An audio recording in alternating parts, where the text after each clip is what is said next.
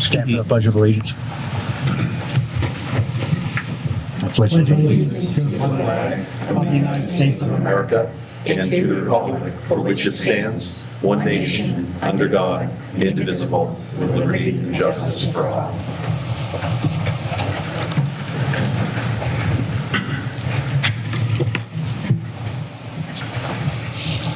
And during a moment of silence, if we could also remember all those that are overseas in period of difficulty and their families.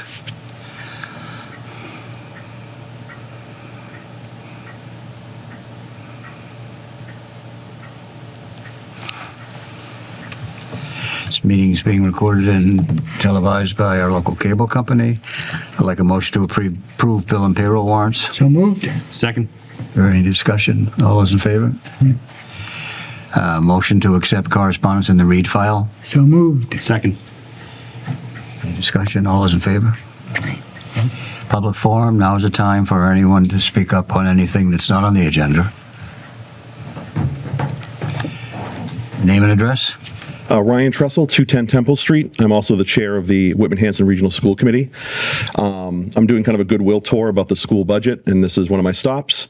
I want to thank Ms. Carter and the various select board members who came to our budget hearing last month about our budget. But for those that weren't here, I just kind of want to give a little, kind of overview of it. The school, as a municipality, is facing many of the pressures that the town is facing in terms of increased fixed costs, insurance, utilities, contractual obligations, pensions. And so when we were putting together this budget, knowing what happened in October, November, we were very cognizant of making sure that we put together what we thought was a reasonable and responsible budget. And to do so, we cut almost $2 million from our budget before we presented it. That includes cuts to expenses, but also includes 9 positions, in addition to the 23 that we lost in the fall. Those 9 positions to our new superintendent's credit, Dr. Marcus, he made those cuts to administrative positions and not to minimize effect on the classroom. But I do want to say that those nine positions do provide a function to the school. And while there won't be an immediate direct result to students, it will make the district less adroit and less responsive. And so there will be a long-term effect. So I want to say that it represents a sacrifice on the school district's part to make those cuts, but we felt it was right to do that given the situation everyone is in. So I just wanted to kind of lay that groundwork about that budget. Secondly, as a citizen, I watched your meeting from 2 weeks ago, and there were suggestions made to help with your difficulty to cut the town administrator position. And thankfully, Ms. Keefe was here to make what I thought was a compelling case about why that position should be retained after she retired. And there was a similar discussion about DPW positions, and there was a DPW commissioner here to make the case why those positions should be retained. And then there was a discussion about closing the library, and there was nobody to stand up for the library here, and that just kind of sat here. And I just wanted to be someone to say, stand up in favor of the library and in favor of keeping the library, because there was nobody here to do that. And I know a lot of it, like obviously Ms. Keefe is here as her job, the DPW commissioners are here, obviously the fire and police chief are here a lot of weeks for business, and they're able to make those cases. Obviously I'm here making a case for the school budget, but I just hope that when we're making decisions about town services, it's not just about who happens to be here at the meeting at 7 o'clock making the case, that there are really important cases for keeping the library. I would like to say, obviously, while the library serves all the citizens of Whitman, it, I think, has an oversized impact on from the toddlers to the teenagers here in town. So I just think that, coupled with the $2 million cut to the schools that we took, if there is a cut, if one of the decisions is made to cut the library, then a lot of the budget will be balanced on the backs of children, and I just want you guys to think about that as you make what I know is really difficult decisions in the next coming couple weeks. So thank you very much. Thank you, Ryan. Anyone else? Approval of meeting minutes, open session November 18th, 2025. So moved. Second. Any discussion? All those in favor? Aye. Open session December 1st, 2025. So moved. Second. Discussion? All those in favor? Aye. Open session December 15th, 2025. So moved. Second. Any discussion? All those in favor? Okay, we have some time before the 7:15 public meeting, so we will go through some things. Chairman's report. But nothing really to report except for the fact that my niece, who is also married to a Department of Public Works worker, had just had a baby last week. His name is Zachary, and we are thrilled with that. He's not the first Department of Public Works worker in that family, and we're thrilled. I just wanted to give some good news as opposed to all the bad news that we've been having to deal with. So we're thrilled with Zachary's presence. New business, South Shore Tech update. Oh, his name is Zachary Wilson, by the way. South Shore Tech update.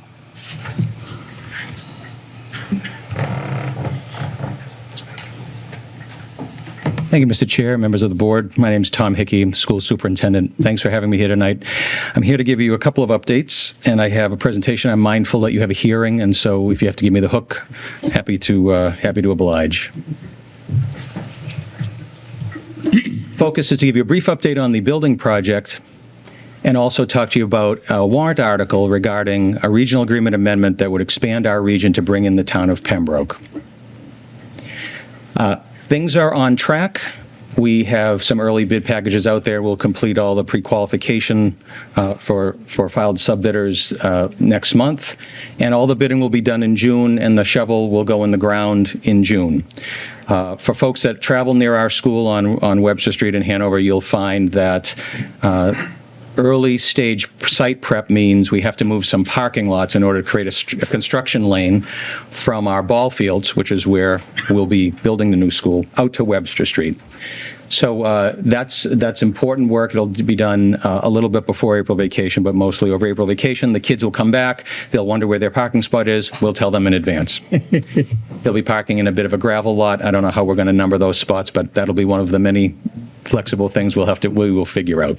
But a new school opens for the 28-29 school year, and then we'll take that year to work on demo and field creation. SouthShoreTechProject.com is the project website. There's my direct line and email if folks in town have any questions as we move forward, and we'll be keeping the community updated accordingly. In terms of the project and Whitman and some financial impacts, I want to try to make a quick connection between enrollment trends and debt share trends. This is a bit of a busy slide. In terms of enrollment trends, I've been saying for a few years that there's first of all, Whitman is an oversubscribed community, has been, will be. We had a strong admissions group last month, as a matter of fact. The market correction is simply that historically towns that have not used all their seats are starting to, and we've added the town of Marshfield.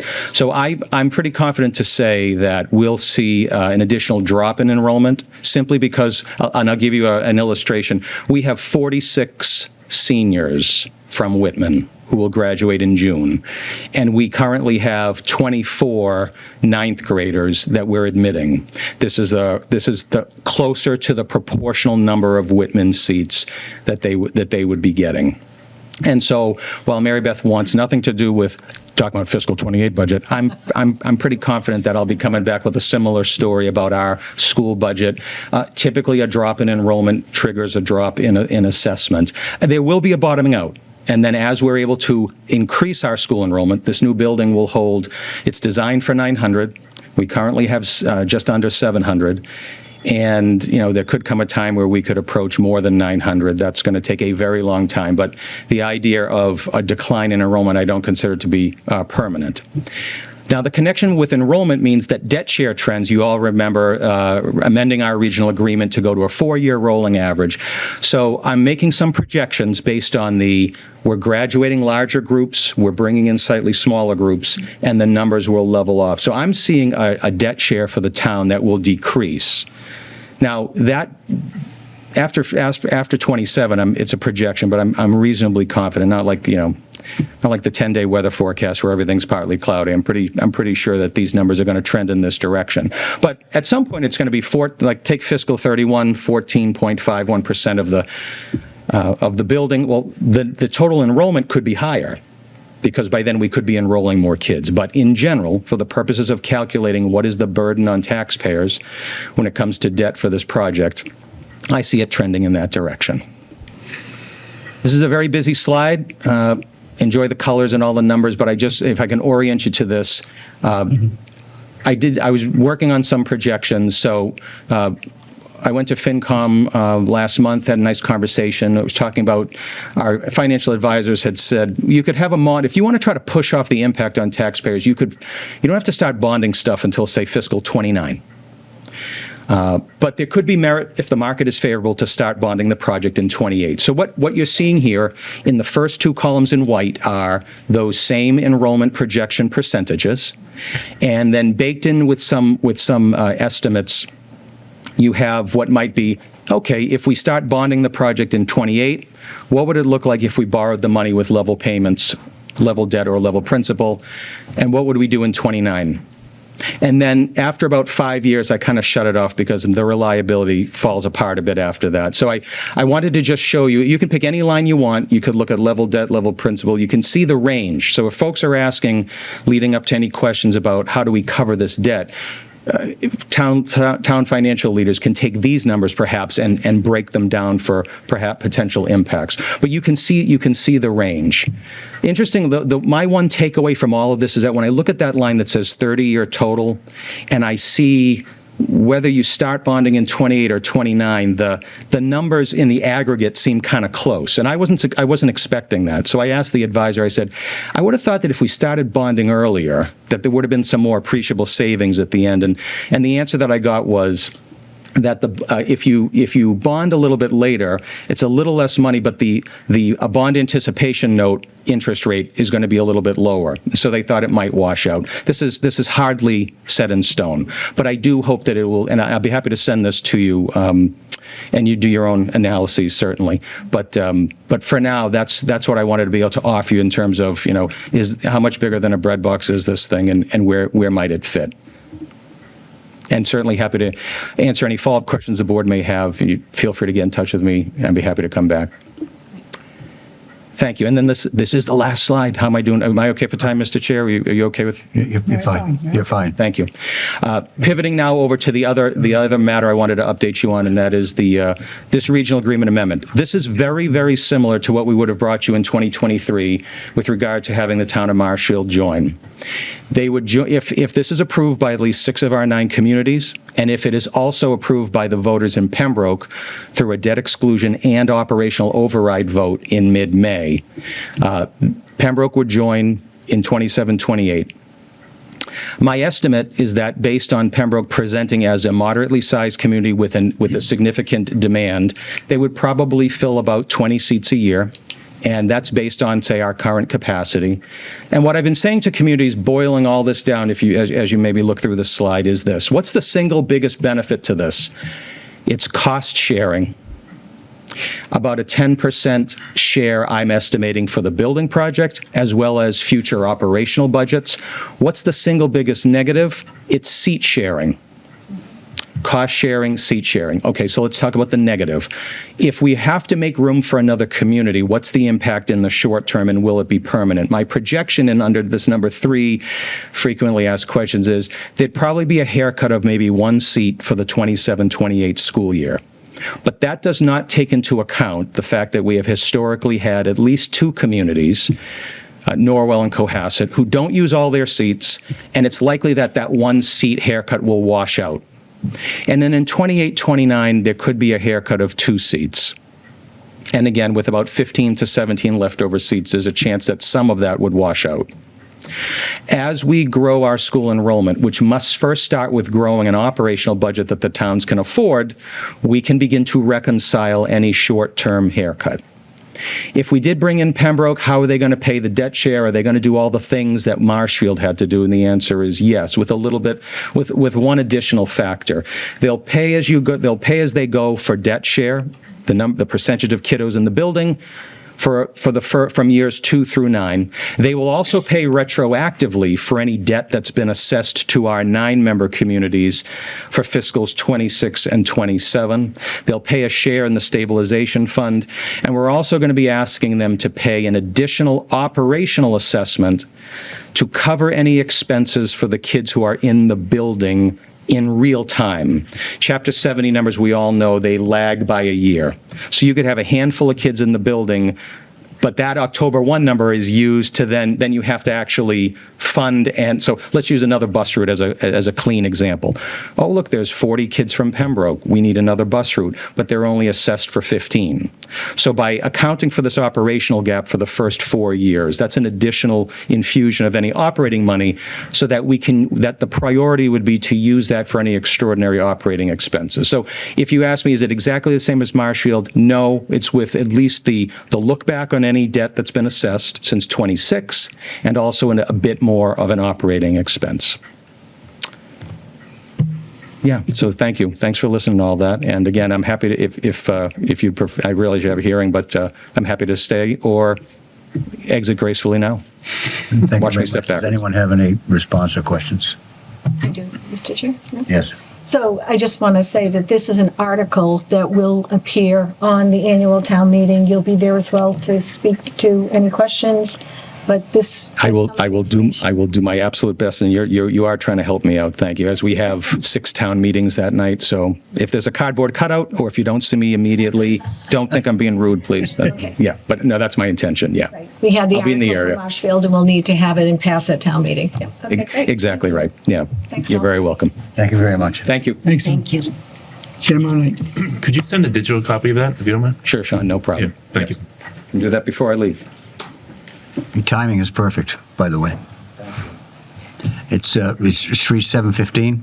Time for a public meeting with respect to the application of CTS Auto LLC, Taylor Harrington and Danielle Harrington, for a Class II auto dealer's license on the premises located at 470 Temple Street, subject to the receipt of the license fee. A surety bond is required by MGL Chapter 140, Section 58, and final inspection approval of the building commissioner. If approved, vote to rescind the license currently held by Mass Auto World Incorporated at this location, effective upon issuance of the new license to CTS Auto LLC. I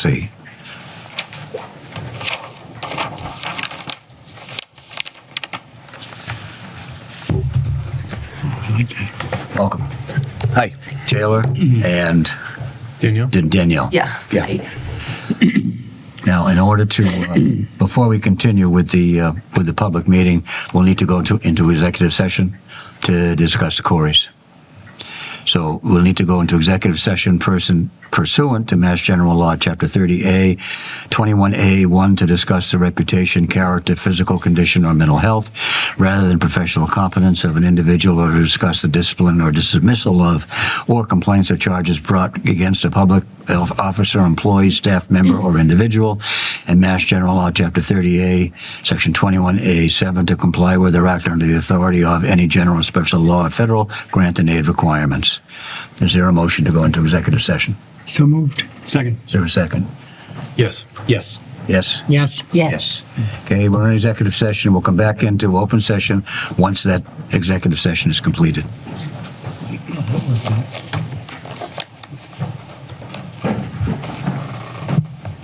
Oh, that looks good. Looks like we cleaned out the place a little bit.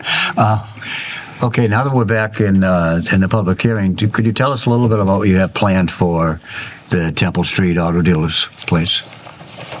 So I'm purchasing the property, and my immediate plans, because of the resources I have, are to, go down to the building department and pull some permits. I want to re-side the building with like a hardy siding. It needs a new roof. I want to put a new roof on it.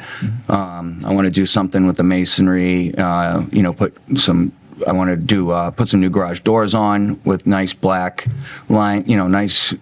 I want to make the place look inviting, like you would want to actually go in there and buy something from it. I'm going to be spending $30,000 out of the gate with an LSP because the site is currently delinquent with the DEP. And the current owner, I'm not sure if they're aware of that or if they were going to take care of it, but it's passed on the last day of last year. And speaking with the LSP, there's been no movement on on handling that. So I'd want to make it current in reporting and pay the LSP to come out and take its samples out of the wells. So that the property could move forward into getting closed out, which is eventually what they'll do with it. So nobody wants an open, no one wants that to, essentially deal with this soil situation. It was a gas station, I think, in the 70s. And I want to resurface the parking lot, new asphalt down in the parking lot, repair the sign. Those are all things that I would do. I already have people lined up to do it, so it's something I would want to do immediately because I'm trying to create a brand, which is essentially what you have to do today with a business to establish, to establish it. Anyone else have any questions? It's just a comment. We're building a beautiful new school on the back of Cortha Ave behind it. So improving that property would look really nice. Yeah. I'm buying the property regardless. So, I guess I don't know what I would do otherwise, but yeah. Okay. Looking for a motion? I'll make that motion. A second. Okay. So the motion is to grant that license? Yes. I'd ask that we hold off until we get some of the feedback that I specifically asked for an executive. Okay, subject to, why don't you fill out the motion? Were you seeking to postpone the hearing or? Whichever you think, whether we should postpone the hearing or make it contingent on, appropriate character references kind of stuff. Okay. Which would you prefer? Well, I think it's going to be subject to, it's subject to some things anyway. Subject to the receipt of the license fee, a surety bond is required by, and a final inspection approval by the building commissioner. Would you be comfortable if it's also subject to Sean receiving some more information? Can you be specific about what you're looking for? Could I offer an example? Like if I gave you references from a sitting judge, a retired police officer in the city of Quincy, and the executive director of the Lynch Foundation of Boston, would that be sufficient? Yeah, and I think specifically around some of the discussion we had pertaining to, I don't want to get into too many details because... No, it's fine. I mean... But maybe I can give some feedback to Mary Beth, and maybe you guys could talk a little bit, and then maybe just some of that. Yep. I'd be happy with that. Okay, so how is that going to work? I'm gonna say it's an unclear motion. Pardon? It's unclear on the conditions. Yeah, it is. In my mind. I think I know where you're going. I just want to do my due diligence before I raise my hand. So whether we make it contingent or whether we table the vote, that's for me. That's what I would Or like you can in the take a different vote. I think I'd be ready to move on the vote. Yeah, vote, and you Respect can... your opinion, but you yeah. can abstain on the vote, or you can vote no, Sure. right? I mean, I got a feeling that it's going to be 4 to whatever. Yeah, vote your conscience, whatever you need to do. Okay. Okay, yeah, and you vote yours. I will. There you go. Okay. All those in favor of the motion to grant the license? Okay, all those opposed? Okay. You got it. Congratulations. And just to satisfy Sean, if you could deliver some letters to Mary Beth, it would be... Yeah, that would be problem. good. But granting the license is not subject to that. Understood. It's just gonna help him. I completely respect Okay. all your opinions. Okay, great. Good luck. That's Thank it. you. And I respect you, and I appreciate you. Thank you. God bless. Thank you. you can come up and I want to shake your hand. I can't get up from the table. I'm on the TV. God bless you. Thank you. Yep. And good luck. Thank you. Yeah, congratulations. Thank you. Congratulations. so much. God bless you. Thank you. Keep an eye on him. Thank you. Yeah, I will. Okay, the next item on the agenda is Charles Soldevilla from the AMSI. Oh, I'm Mary Beth. Oh, I'm sorry. I'm Laura. I'll email you. Very good. God bless. Thank you. Excuse me. Charles. You can either sit here or you can take the podium, whichever you'd like to do. I'll sit. Thank you. Just announce your name and what you. So my name is Charles Soldevilla. I'm the clinic director at Whitman Counseling Center. Right. And so, yeah, I just want to thank the board for this opportunity to present. Just a request on behalf of BAMSI Whitman Counseling. How much time do I have? However, it Oh, is. okay. I just wasn't sure. It was my first time. How much time do you want? I won't take too long. As long as it doesn't go past 10 o'clock, that's my big, Okay, I'm good with that. my big time. I'm like teasing. No, it won't take that He long. goes to bed at 8. 7. Yeah, so I've worked for BAMSI for in April 16 years. Started as a clinician and became supervisor. Now I'm the clinic director for the past 3 years. So Whitman Counseling has been part of the Whitman's community for about 50 years, 52 years, just providing mental health services, individual therapy, family counseling, couples counseling, medication management services, also providing substance use counseling. So we've been here, like I said, 50 years. Currently, we serve 122 Whitman residents. And so, obviously for me and for Whitman Counseling, mental health is very important for the community, for individuals and families. And it hits everyone. It's something that you can't see like a physical injury. It's obvious if you can see broken bones, people walking with crutches. Mental health is invisible, often unseen and silent, and it's very important. So the reason why I'm here is to ask for any financial aid in terms of supporting Whitman residents. So historically, we received funding from Whitman in fiscal year 2014 till fiscal year 2021, which we greatly appreciate. And what it was used for is to help people who experience a loss of insurance coverage. They're going through the process of trying to reestablish eligibility, contacting insurance companies.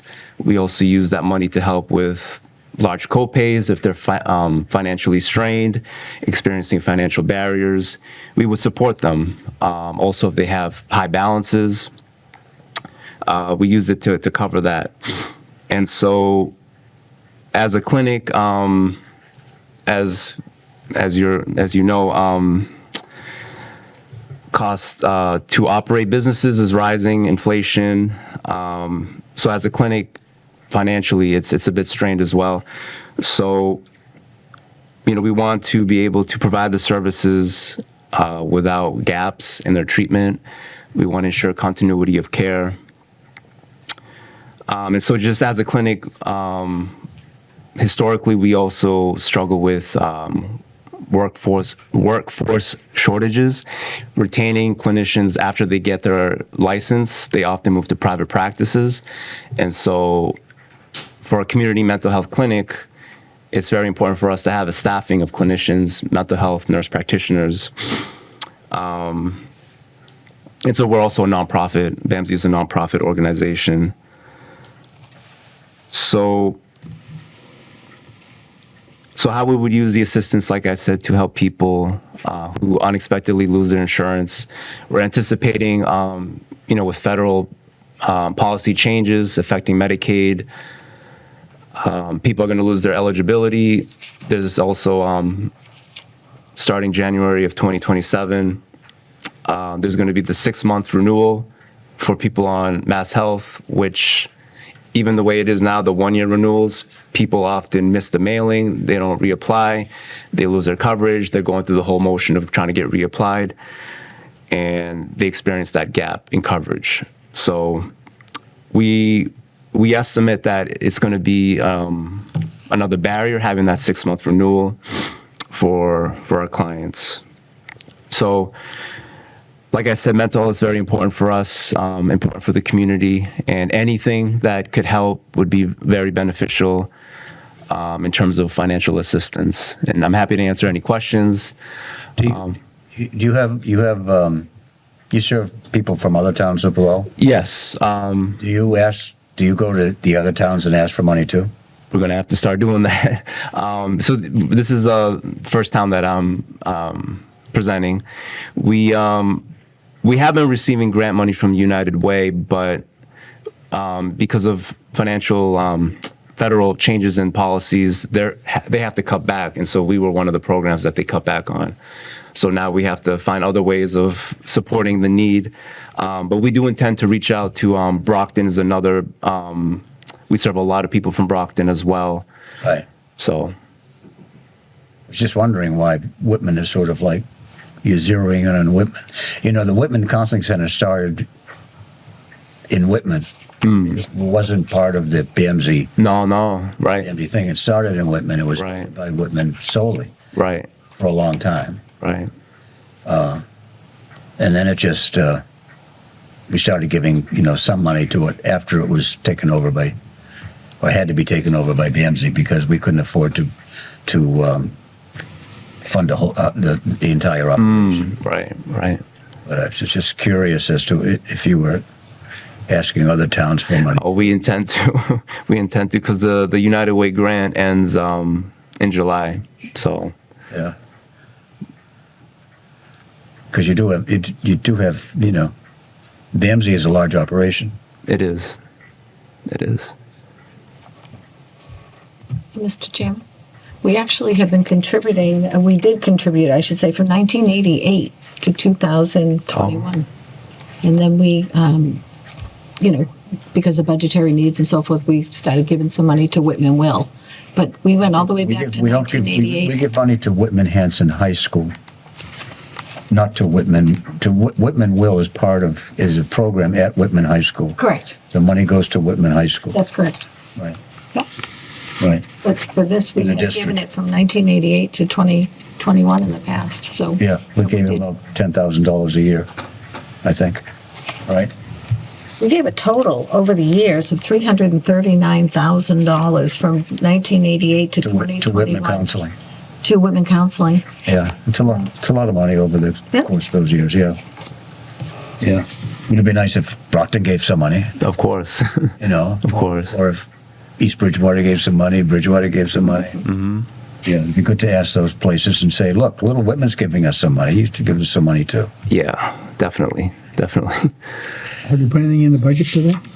No, matter of fact, we had taken out the money that we give to the district and funded some of that because of the budget constraints. So we took that out a couple of years ago and used some from the opioid settlement funds for that. And what are we giving to Whitman Will? No, that we haven't in several years. Oh, we haven't given to Whitman No, Will? since 21. No. Okay. No, not- We not do some- give money to Whitman. I'm sorry, not Whitman Counseling. Whitman Will we have. Right. Yes. Could we split it, maybe? Why? Well, they're looking for money, and Whitman Will, we've been giving them right along, and, it's going to. Well, I'd suggest that's nice that they look for money for Whitman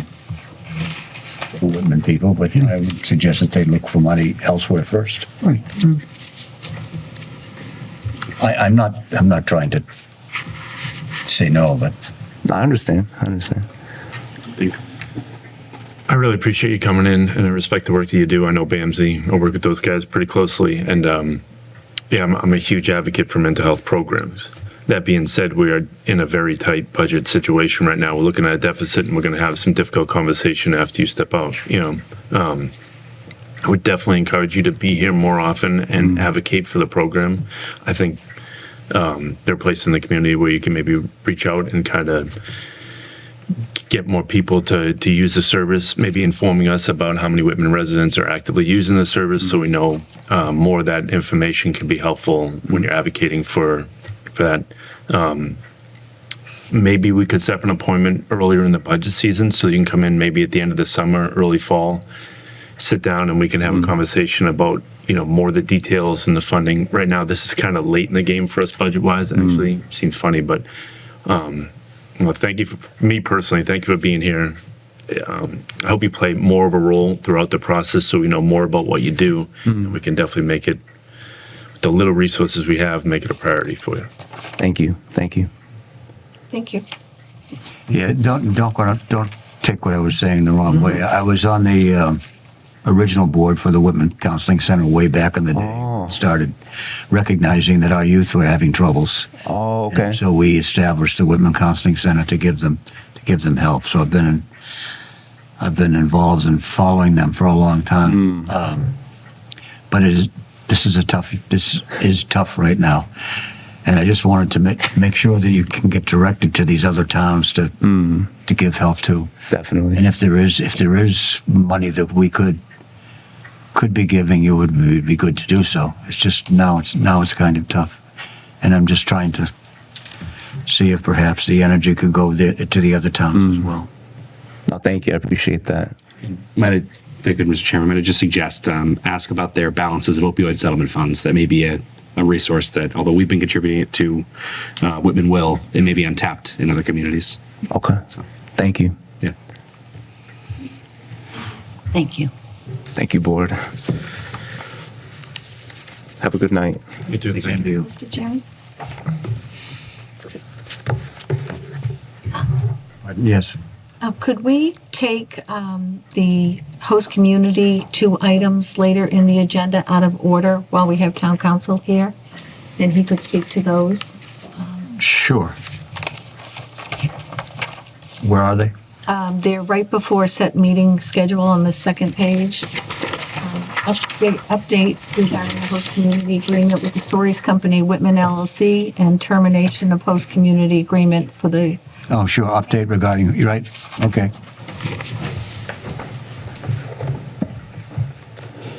Update regarding host community agreement with the Stories Company, Whitman LLC. Peter. Yes, hi, Peter Sumners, Town Council. I've been in communication with a couple of your host community agreement applicants, or holders, rather, and we sent out requests to them to confirm whether they were proceeding with their projects. We sent out requests to the Stories Company and to Soulflower, which has been divided into several different entities. With respect to the Stories Company, they did get back in touch with us and they assured us that they are moving forward with that project.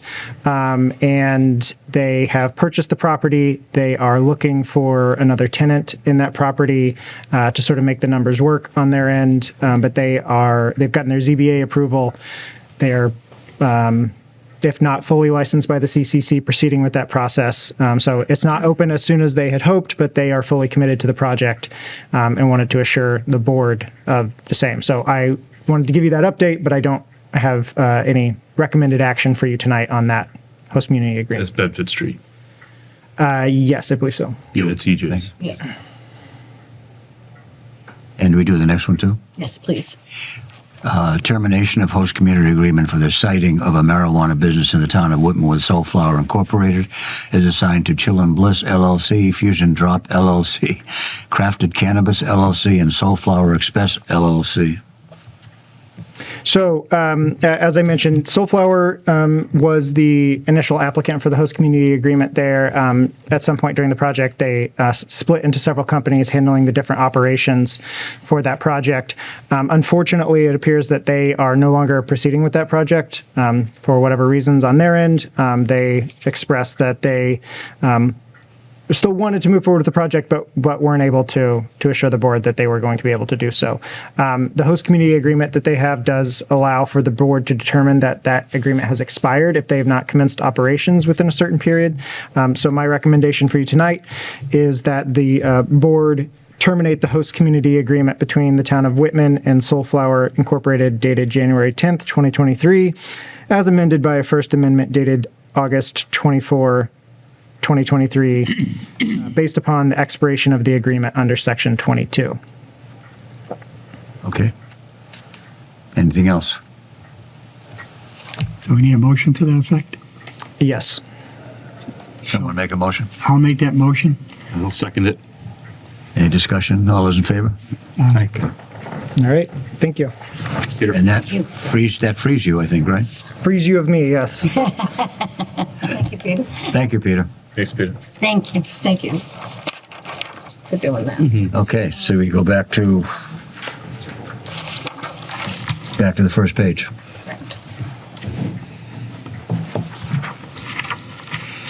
Act to renew the taxi livery license and taxi livery driver certificates for the period April 1st, 2026 through March 31st, 2027, subject to receipt of all required paperwork and license fees for the following. Eric Young, doing business as Sleep Near Transportation, 8 Danica Drive. Edouard Georgas, doing business as Pharaoh Limo Services, 15 Hilltop Road. And Mary Fries, doing business as All Star Transports, 56 Vincent Street. Zero motion. So moved. Second. Second, any discussion? All those in favor? Aye. Okay. Act on the request of Michael Lamarique to the position of member of Whitman Recreation Commission for the remainder of a 3-year term through June 30th, 2028, in order to fill an existing vacancy. So moved. Second. Is there any discussion? All those in favor? Aye. Act on the request of Kathleen Hurley to be appointed as member of Capital Committee for the remainder of a 3-year term through June 30th, 2027. So moved. Is there a second? Second. All those in favor? Aye. Act on the request of Michael Ganchert on behalf of Whitman and Hanson Dollars for Scholars for permission to erect a fundraising thermometer on the town hall lawn from April through end of May. So moved. Second. Any discussion? All those in favor? Aye. Act on the request of Michael Ganchert on behalf of Whitman and Hanson Dollars for Scholars to declare April as Dollars for Scholars Month. So moved. Second. All those in favor? Aye. Act on the request of Veteran Services Officer Declan Ware to conduct the 158th Annual Memorial Day Parade on Monday, May 25th, 2026. So moved. Second. All those in favor? Aye. Vote to accept the resignation of Melissa Maroney Do you want to talk? as recording secretary for the planning board effective March 31st, 2026.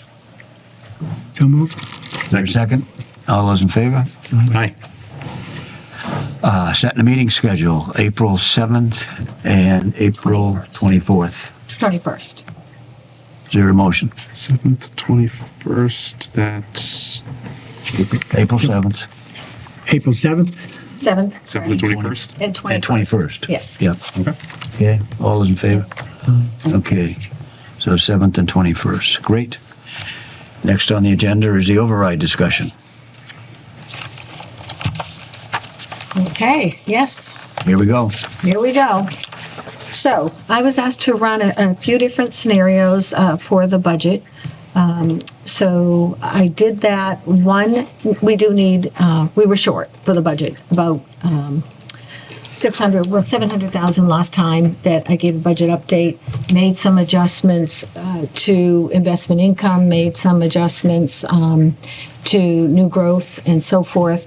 And it came down to, I went through the budget line by line and saw where I could cut, anyway. I looked at where people were year to date, where they ended last year, even where they ended the year before, line by line. So I put together a couple of scenarios, one of which is a public safety override. That override is about $450,000. It's $200,000 coming from police, all other services, $200,000 from fire, and $50,000 from the DPW. The next override I did was a library override. That particular override had, it wasn't 450, it was 475,364. Basically, that was just completely closing the library. And, none of these options are good, any of them. And the third option was John Galvin and I had a discussion, and we did have we have our fiscal policy that puts 10% of our free cash, which was $1,050,000, 10% goes into capital, and then 10% of the remaining balance goes to the general stabilization, 140 goes to OPEB, our unfunded liability, and 200,000 gets infused into the budget for the Plymouth County retirement. So yes, it's great to put 100,000 into our general stabilization, or 95,000 it came out to. This is a tough year, and it's important, and it's the reason that we were able to take over the borrowing for the district. It's because we are fiscally responsible and we have good reserves. I don't want to take money out of those reserves at all, but I could see this year taking that 95,000 and adding that into the budget as well for the Plymouth County retirement. So I then looked at, and I didn't even compare my notes with John's on the free cash, but I said, okay, let's just close the gap with free cash. So what does that do? That takes away from our capital items, because we only had $1,050,313 to start with for free cash. We took $105,031.30 for capital stabilization fund, and then it was $94,528.17 for the general stabilization. But I'm now saying put that into Article 2 into the budget, and we'll use that to help us pay for our Plymouth County, which is over $3.8 million. And then 200,000 for the Plymouth County retirement and 140 to OPEB. After we spent some money at the special town meeting in January, we were left with only $435,343.35 for all of our capital that would be sort of general fund. We still have water sewer retained earnings, and those pay for the water sewer capital items, and they must be spent that way. We have Chapter 90 money. Of course, that Chapter 90 money is DPW roads and so forth, so that has a restriction on it. We did also have overlay surplus of $225,000 that was released through the assessor's office. We did spend a little bit of that. $24,786 was used at the January 26th meeting. I went towards the police salary adjustment that we had done. So I am recommending that we take the balance of the overlay surplus, the $200,214, and use that for the STIP project down the East End corridor. It's a $15 million project. However, we do have to pay our couple $100,000 every year, 200, 225, whatnot. So I wouldn't sacrifice there. The other bucket of money that we have is the capital stabilization fund. Right now, before we put in this fiscal 27 money, we do have $478,484.34. I am recommending, because the financial software is beyond end of life. It's at a critical need right now. The accountant has even had issues with reports and the account numbers that are available in the system, so the space. So that is $260,000 is the estimate for that. But because the water sewer use is about 10% of our overall budget, we're going to use 10% of the 260 or 26,000 from water sewer retained earnings. That fits. We're allowed to do that, and take 234 out of our capital stabilization.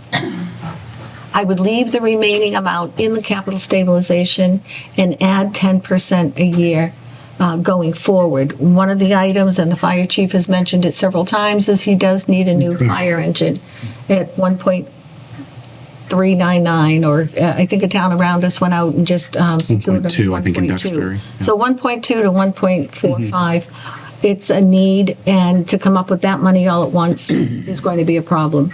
So at the capital committee, we did talk about putting an article on for the vehicle this year that it takes 5 years for the fire truck. Am I correct, Chief? 5 years, I believe. Saying 3 to 4 years. 3 to 4 now? Okay, it was 5, they're now saying 3 to 4 years. If we have that article to pay for it within the levy, the chief can go ahead and order it. We take the remaining funds we have, we add that 10% every year. When the truck comes in, we then pay down as much as we can, and we bond the rest over 5-7 years and pay for that out of the Within the levy? within the levy, and pay for that with that 10% that we have to stay committed to. And then we can do that within the levy, because otherwise we're not going to have 1.4 million available all at once just to buy a new fire truck. But what I did on that third scenario for the budget, to close the budget with free cash, I pretty much canceled out every single capital request we had, except for the police department, duty firearms, and some ballistic vests. Other than that, and there's one small bill for prior year we need to pay. Other than that, I took the remaining money and put it into the budget. So that did solve the issue of not having to have an override. You use free cash, but again, it is one-time money. And so I took a look at a projection. If we did an override compared to if we used free cash, to see what we would be looking at for a deficit for fiscal '28. And I can, let me just get there quickly. If we have an override, that now becomes part of our levy. So we get our 2.5% on last year's levy plus the override amount. Renewable revenue. Correct, right.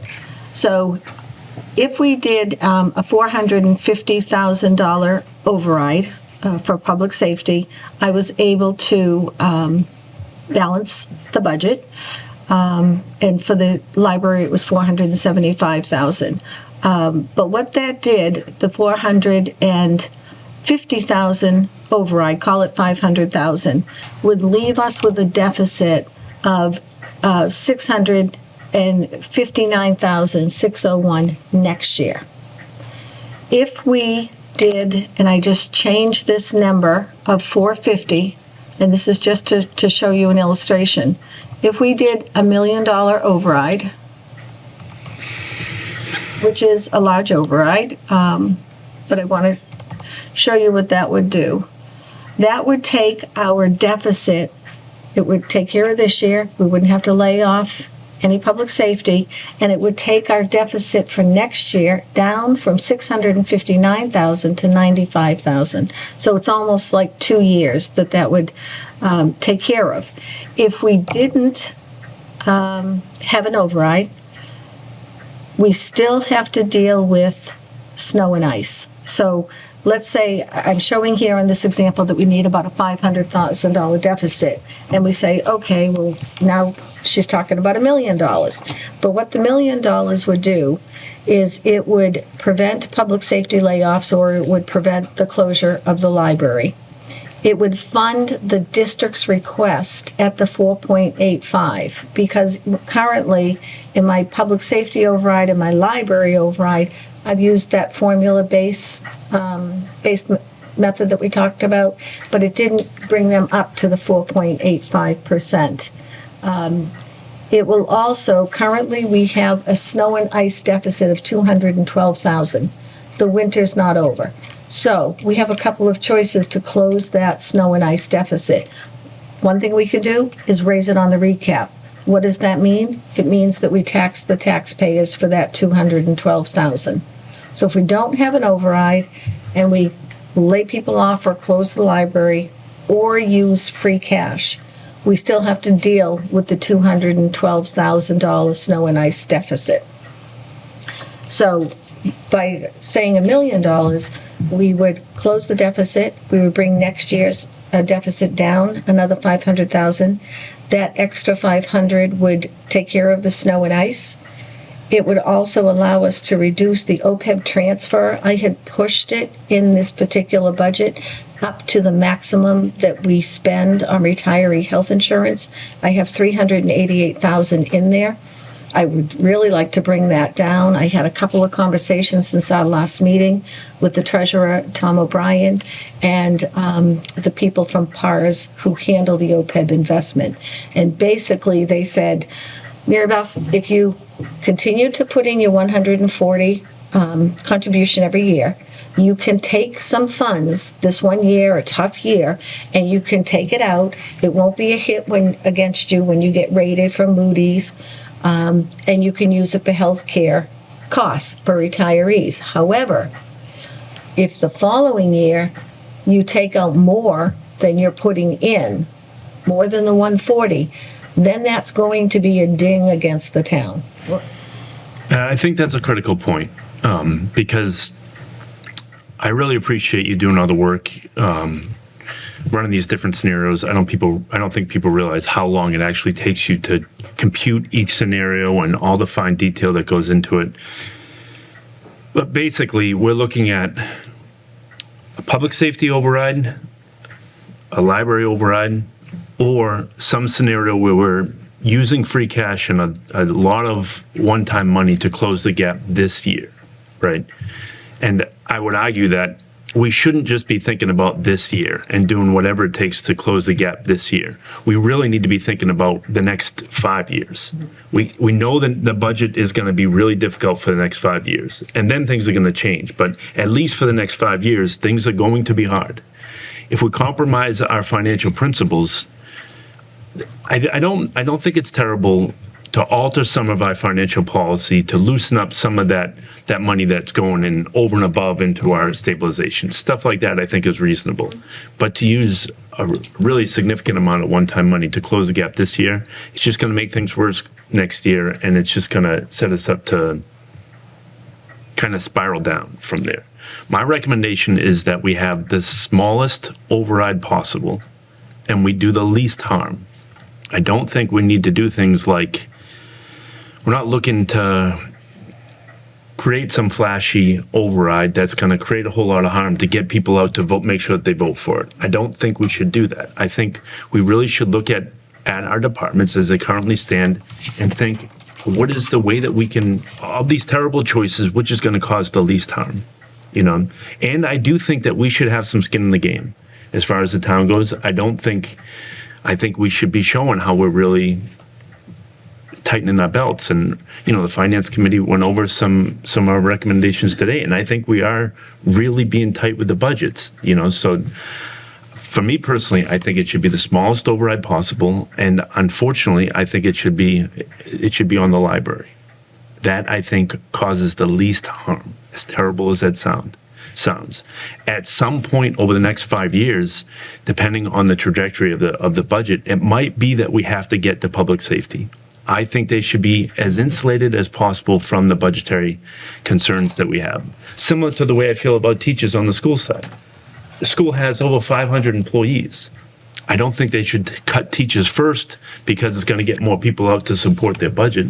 I think they should do what it takes to insulate teachers, and if they have to, you know, identify other areas, like Mr. Trussell was saying, that seems appropriate to me. I think the same way about public safety. I think we really should, it should be our priority right now. It's a major concern for a lot of people, and if I have to have this terrible choice between public safety and the library, then I choose the library. May I say something, Tom? Could I add one more piece? Sorry. No. There's also one more piece that you didn't bring up, and that's the non-mandated busing. This is a unique scenario. Basically, without getting into too much detail, the non-mandated busing has been a source of tension for negotiation purposes with the regional school district committee that Justin's been on for a long time. They haven't been able to come to a consensus about how to deal with that. So they've kind of set it aside, knowing that is a source of tension and that it wasn't going to be brought up with this new round of the regional agreement. I disagree with that. I think it is a source of tension that we should discuss. I think it does have a meaningful impact on the budget, and I think this year could be a year that we do address it. The school committee recently voted to not fund non-mandated busing. They chose not to fund it. In doing so, they're sending it to the towns to consider. I say that we don't fund it. I think we should make the recommendation not to fund non-mandated busing. That's a concern for the school because it doesn't work that easily with their busing contracts. I think it's already kind of baked into the contract that they recently signed. So that would just leave them hanging, which doesn't feel fair, obviously. But what they can do is they can charge for non-mandated busing. For the kids that want to use it, and the families that think it's advantageous for them, they can choose to charge for that, which would then, take off some of the curse on that. It's $235,000 or something like that, right? And I think it's a big chunk of money that, again, of all the terrible choices we have to make, I think that is a choice that for families that want to use that, I think they can use that service. But I think as a community, I don't think it's an absolute need. So.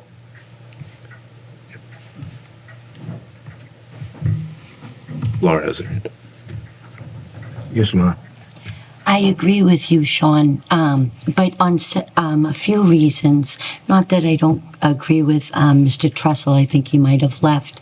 The library is a huge resource. Carl has said so himself.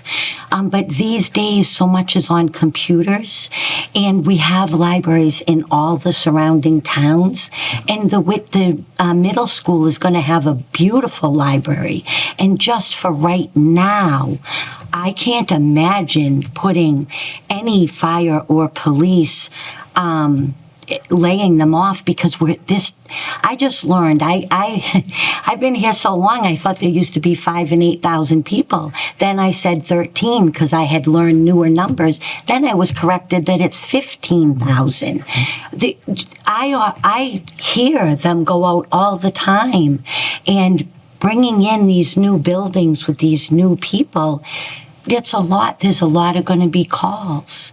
It's not that I don't love the library. I mean, Aunt Carol dedicated years of her volunteer service, loves it. She might even smack me with a stick here in this. But I always had wished that the library could be handled by volunteers in bad times. I realize we're in different ages now. But I think it's a much better solution for temporary, and that there's other facilities to use. But I understand homeschooling, and I understand the need for everything, but we just don't have the money. Just like with that the man with Bamsey, what a wonderful, thing they do, but we're broke, so.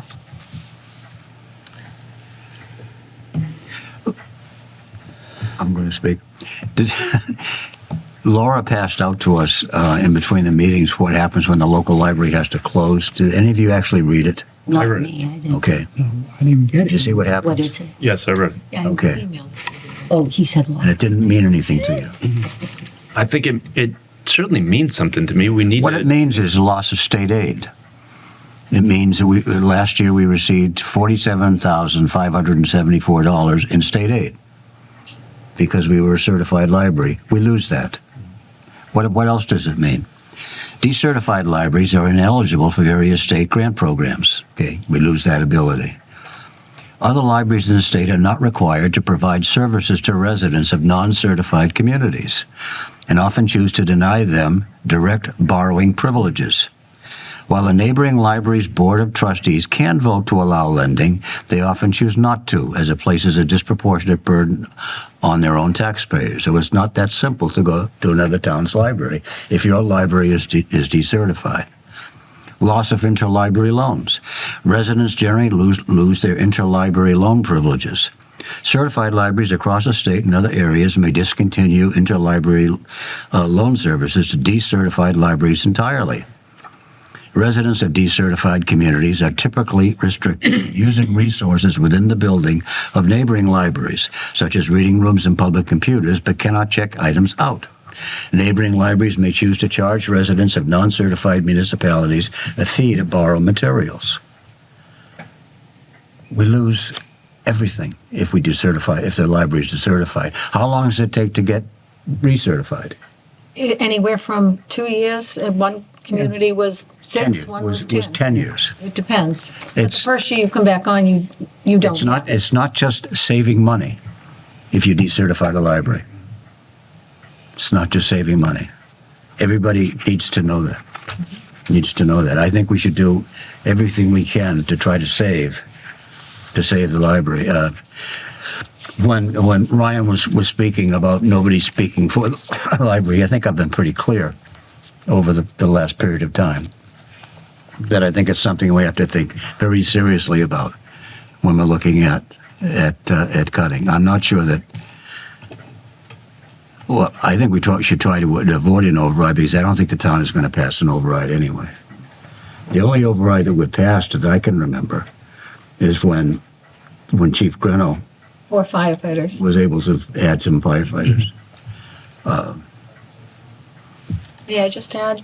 Yeah. That just for the cost, a $500,000 override for an average assessed home in Whitman of $516,263 is $93 a year. How much? 93 a year. So $1 million override, would just be about double that. So it would be 186.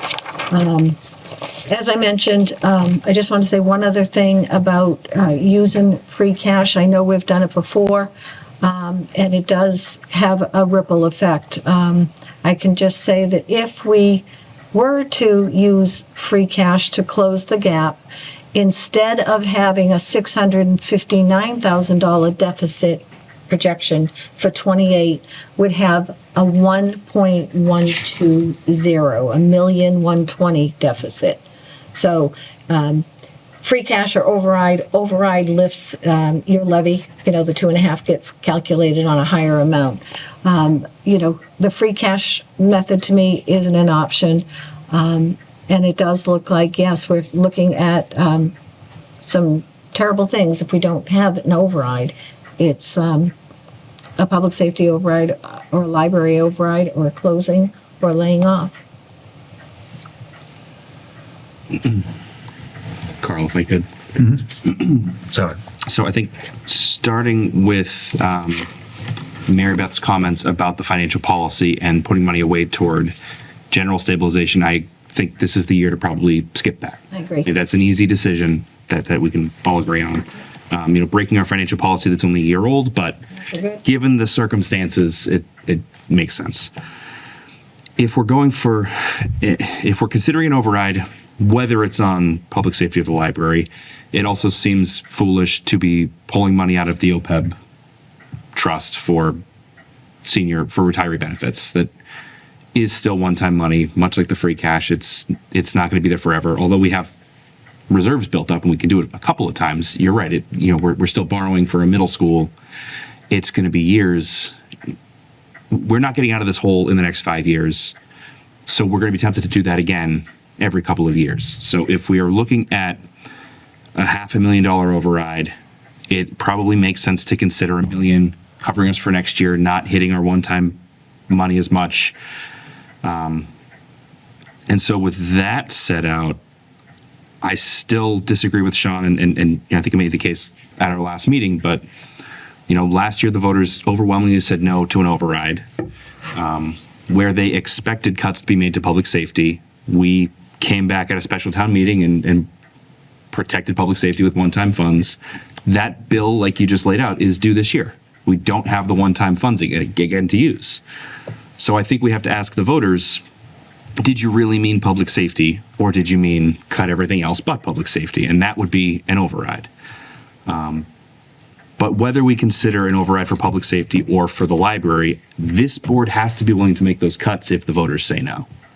So I think that's my biggest concern right now, is that if we go forward with a public safety override and the voters tell us no, we have to be willing to reduce those positions. Or if we go forward with a library override and the voters say no, we have to be willing to shut the library and suffer the consequences Carl just laid out. I think ultimately it's going to be town meeting that really gives us the feedback that they want. This is we're going to prepare a budget for them to consider, and for them and FinCom to consider. But all of this on the town meeting floor could change. And I think that's one of the major factors that certainly gave me feedback at the end of the budget season last year. For me right now, if there's, I'd like to make a motion that we make the smallest override possible, that it's for the library, and that we look to not fund non-mandated busing. That's the motion that I would officially like to make for the budget we prepare. I'd second that.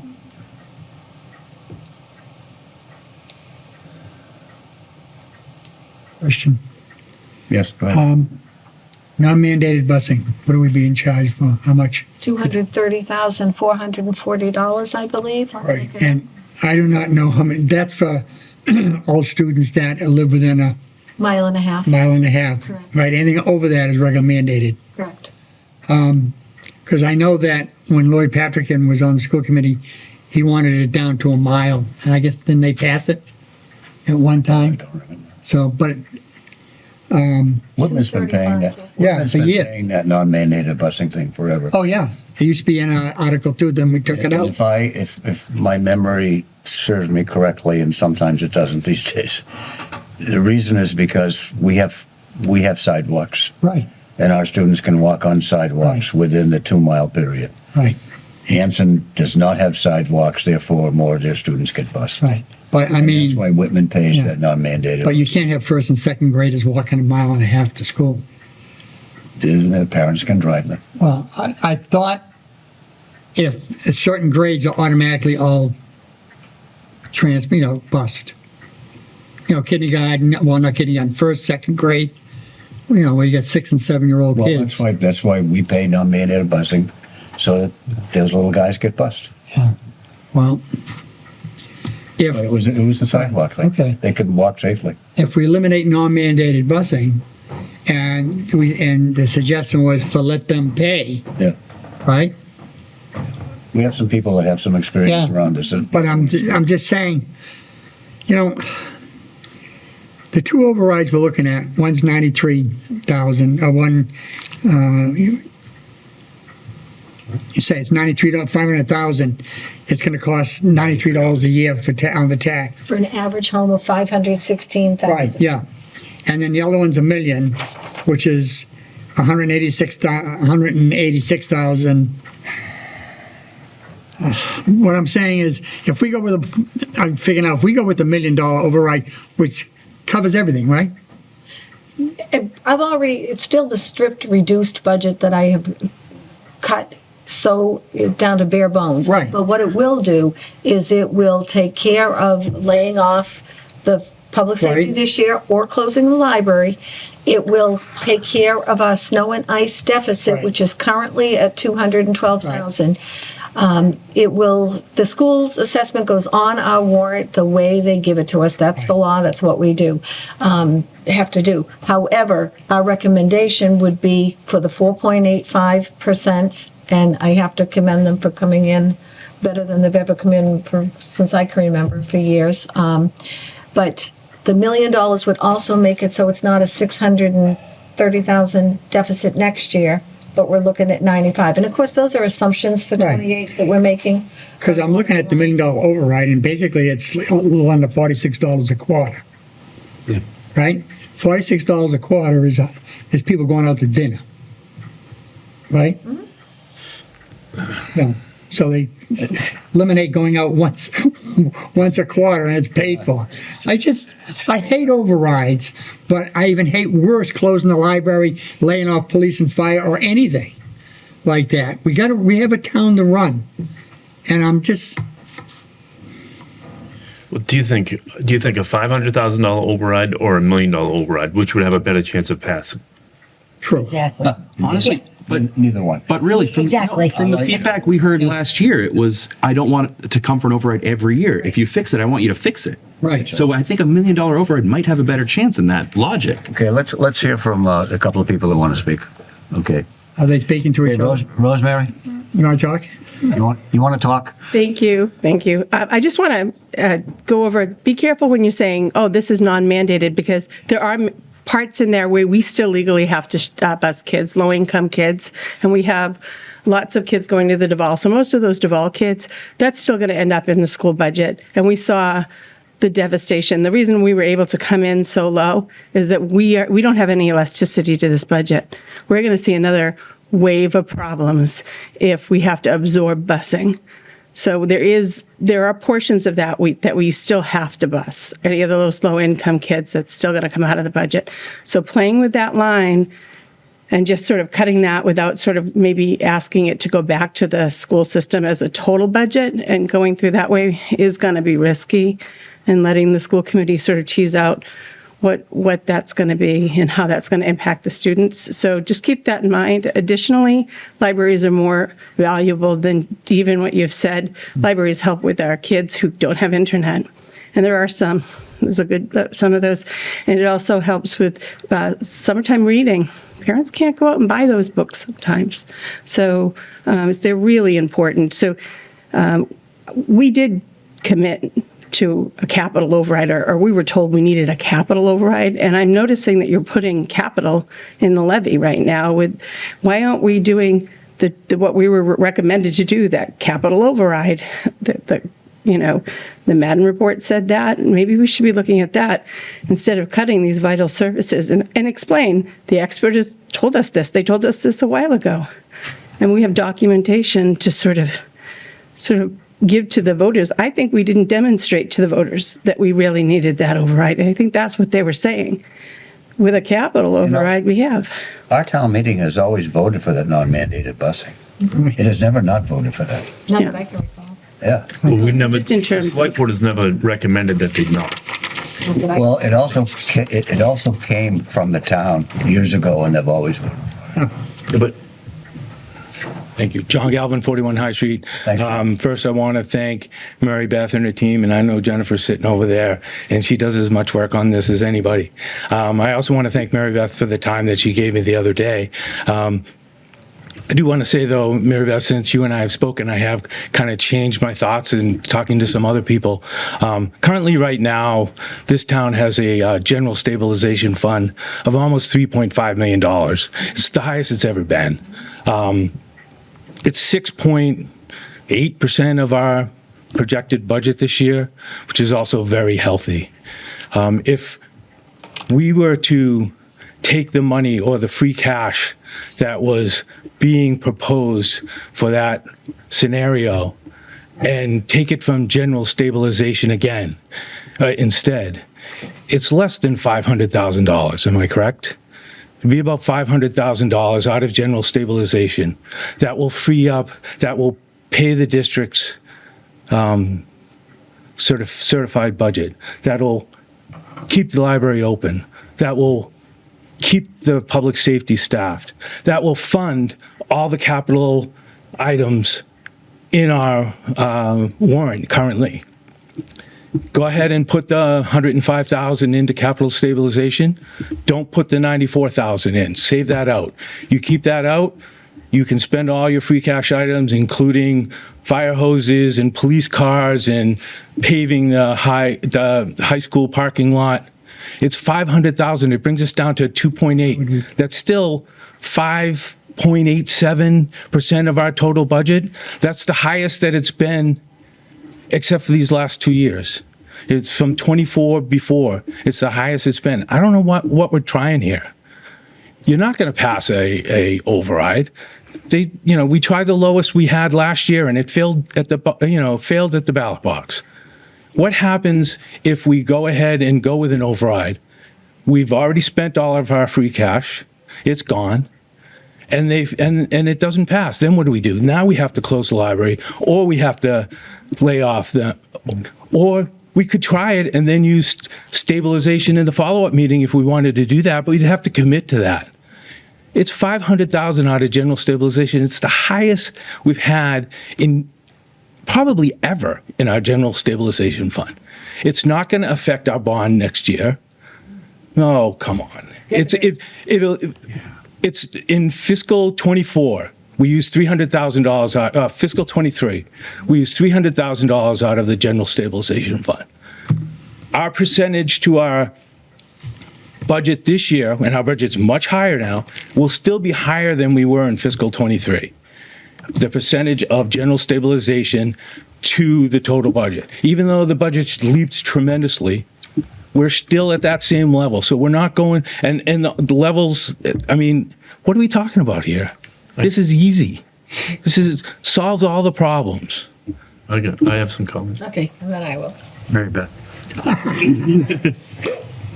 That is a rainy day fund, and I know you're saying it's pouring. I know it. However, we did take money out in 23 and we put it right back in. Okay, so we didn't take it out and, delete it. Deplete it.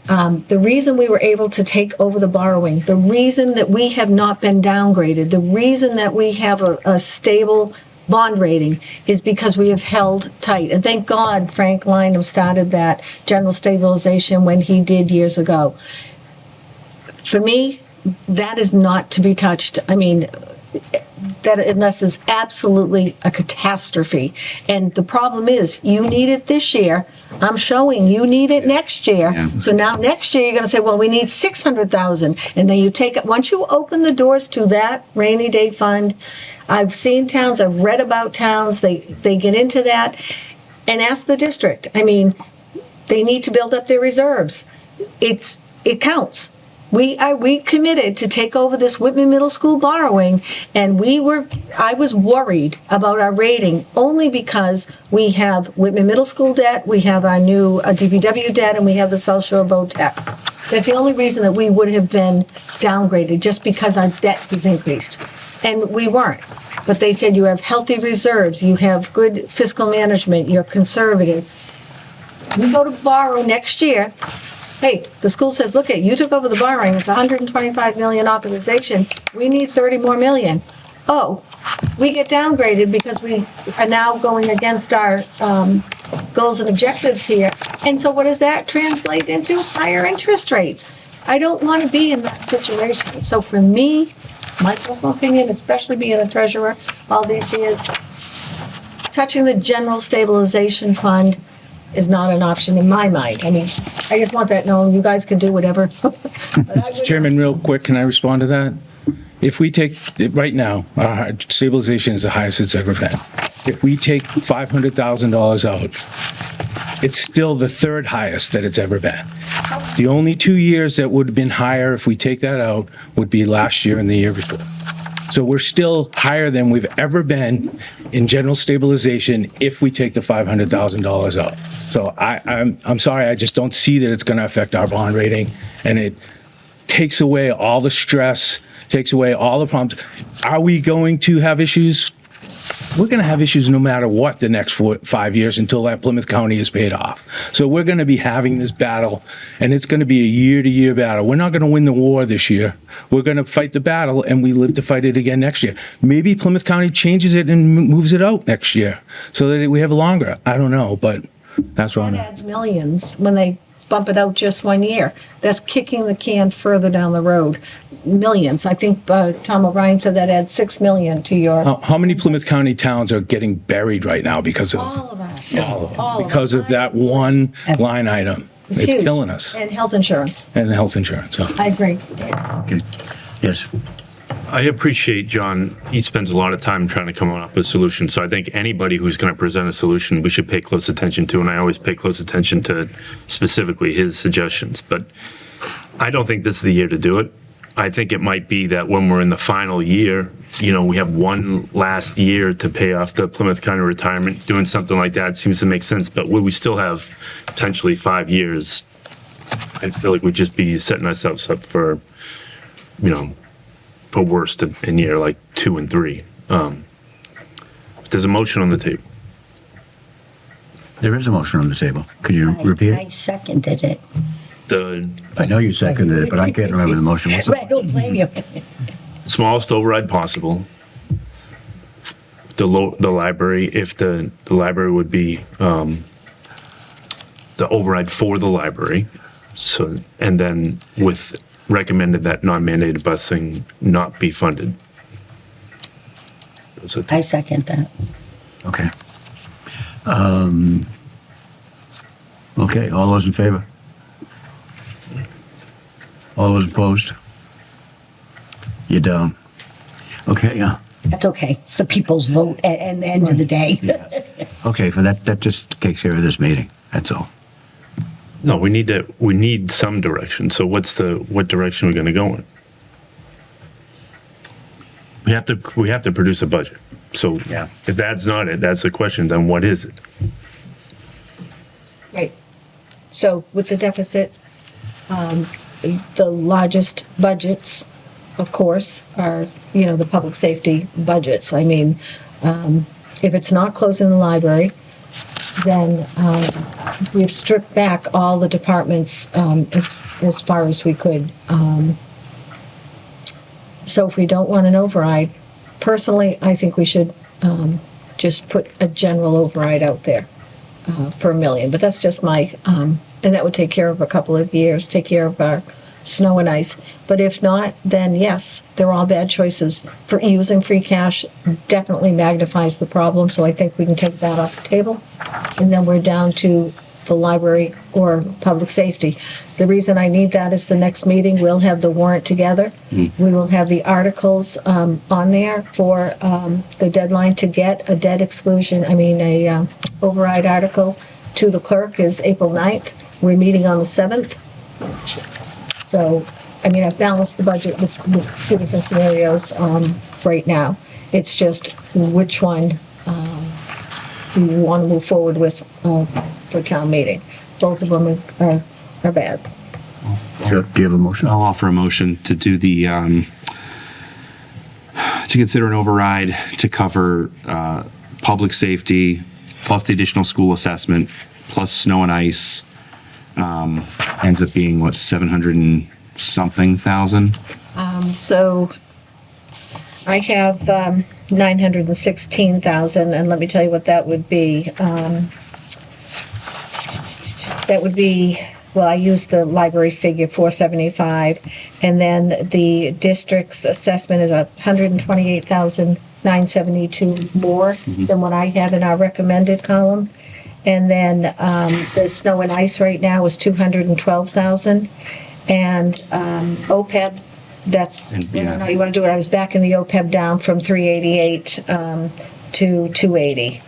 And that brings us to about 916. That makes sense to me. If we're going to spend some one-time money out of the OPEB, but let's not go as aggressive as we were. You can only do that 1 year. After that, you can't take out more than you're putting in, or that will have an effect on it will have an effect on your discount rate when the actuary actually does the unfunded liability calculation, but it will have a negative effect from our Moody's standpoint.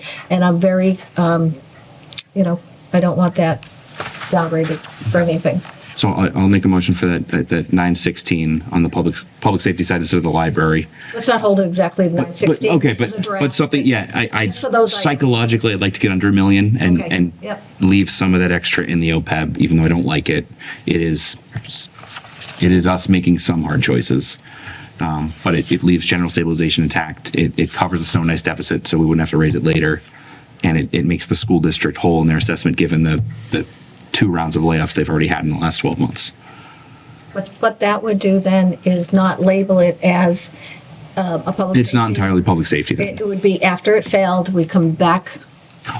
So I wouldn't go there because I still do think it would be important. I think one of our biggest mistakes last year was not explicitly laying out, this is the budget if it fails at town So we're meeting. calling And that so the now? town meeting votes both budgets at once, so that there was a lot of weird discussion at those override forums where it's like, we don't know exactly what it's going to be, but we're thinking these areas. And I think it's a lot easier to explain the override if we have this much money from this department.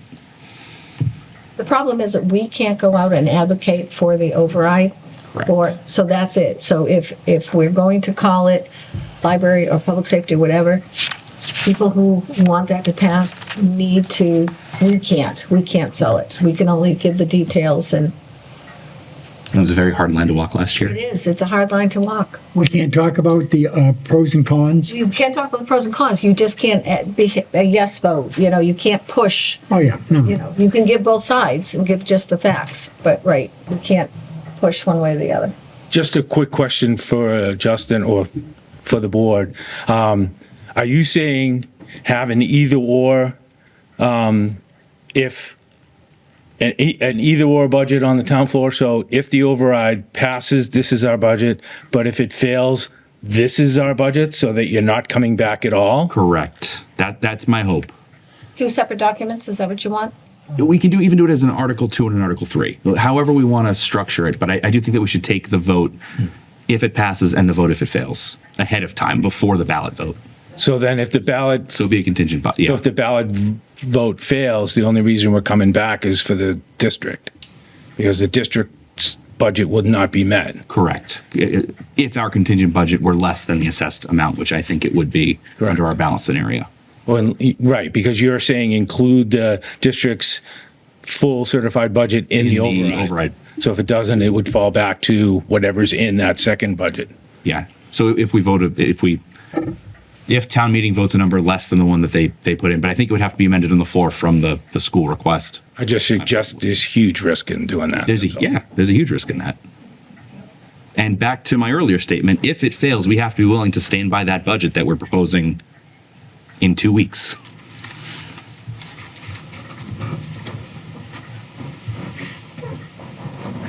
Make your motion again. I just want to make sure I understand it. Yeah, so I motion that we put forward an override to cover the, proposed public safety cuts, potential public safety cuts, plus the full school assessment, plus snow and ice, and reduce some of the OPEB drawdown in the, under $1 million range. Well, so the library would have been covered in I'm proposing that we shift more of the burden to public safety for the reasons I said earlier, that voters told us to last year and we didn't. Is the library included in that? So the library is covered in both scenarios. Maybe there's, I don't know exactly, but pass or fail, I don't plan on closing the library. You don't plan on. If the override were to fail, I think more of the cuts would fall on public safety in my proposed motion. Okay, do you need a second? Is there a second? I'll second that. Yes. You want the majority of the override to fall on public safety. That's what you're voting for right now? I'm not.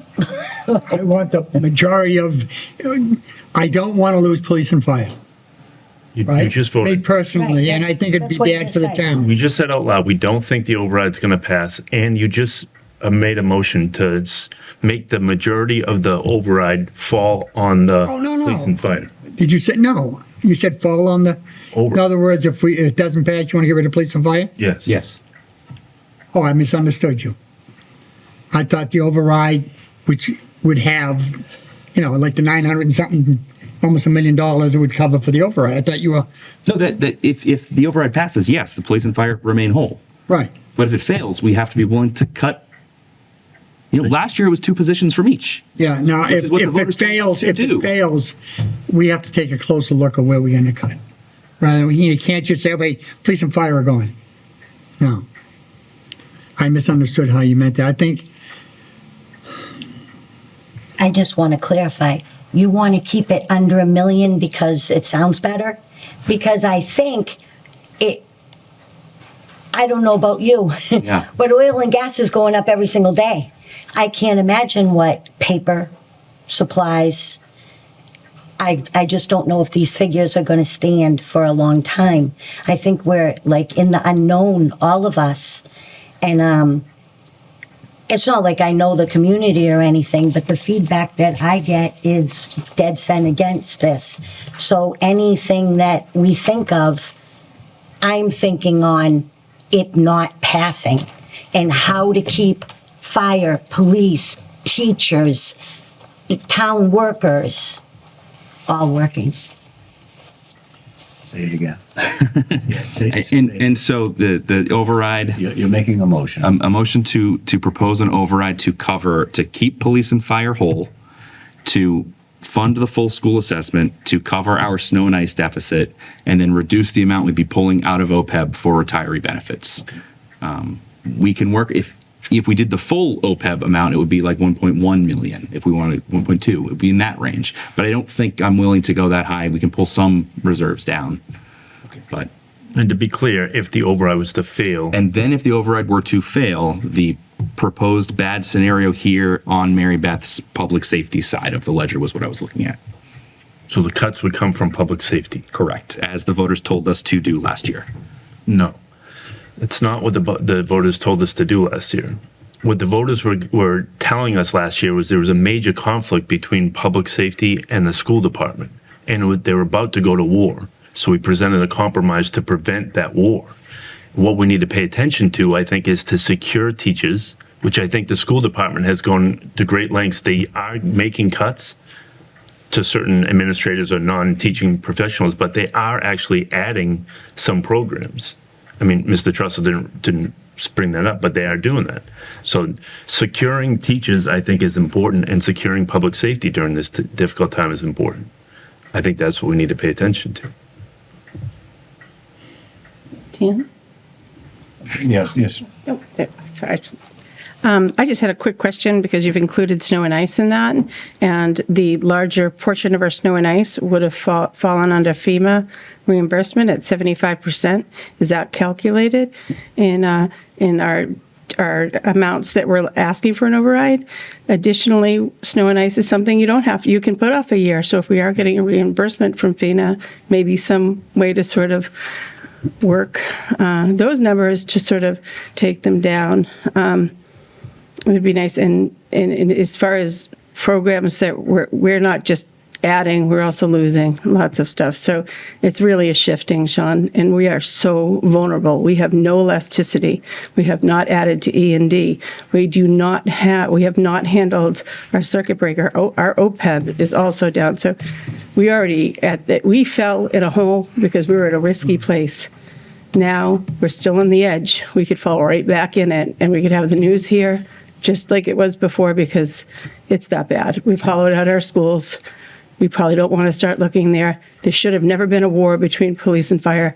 We should have looked to fund it and demonstrated that everything is important. And I'm sorry that we haven't. But in terms back to the snow and ice, have that been considered in the reimbursement for FEMA? So I can answer that, and Chief. Can you answer that? Yeah, so it's MEMA, I think that you have, Well, we're working on it. Sorry, Tim Clancy, 21 Blast Road, currently a fire chief. No. What we've done originally, MEMA has reached out to us. We've done our IDA, our initial damage assessment. Then we just recently did our PDA, which is the preliminary damage assessment. What you have to understand is we had to meet the economic threshold for a national disaster declaration through FEMA. I believe, I'm not 100% sure, but I believe we met that threshold. I'd be hard pressed to think that we didn't meet that threshold with that, storm of the century. And then that will go into FEMA. Once FEMA approves it, they're going to do more looking to see where we're actually at.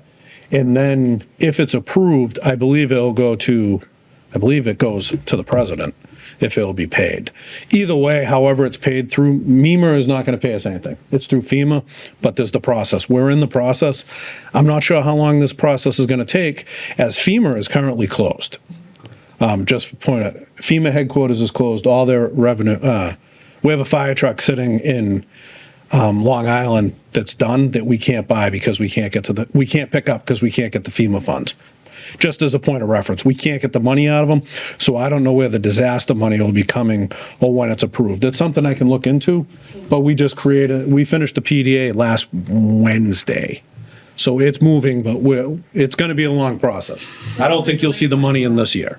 right, and I did speak with the accountant and our consultant today about the snow and ice, and so we have to either raise it on our recap in the fall, which will then tax our taxpayers $39 for the 212, or we can come up with the funds somehow out of free cash or, within our levy, or we can even look to see if there are any articles that we could, at town meeting, reappropriate to cover this deficit, but one way or the other, it eventually, if we can't come up with some kind of funding, then it would go on the recap and go to our taxpayers. Thank you.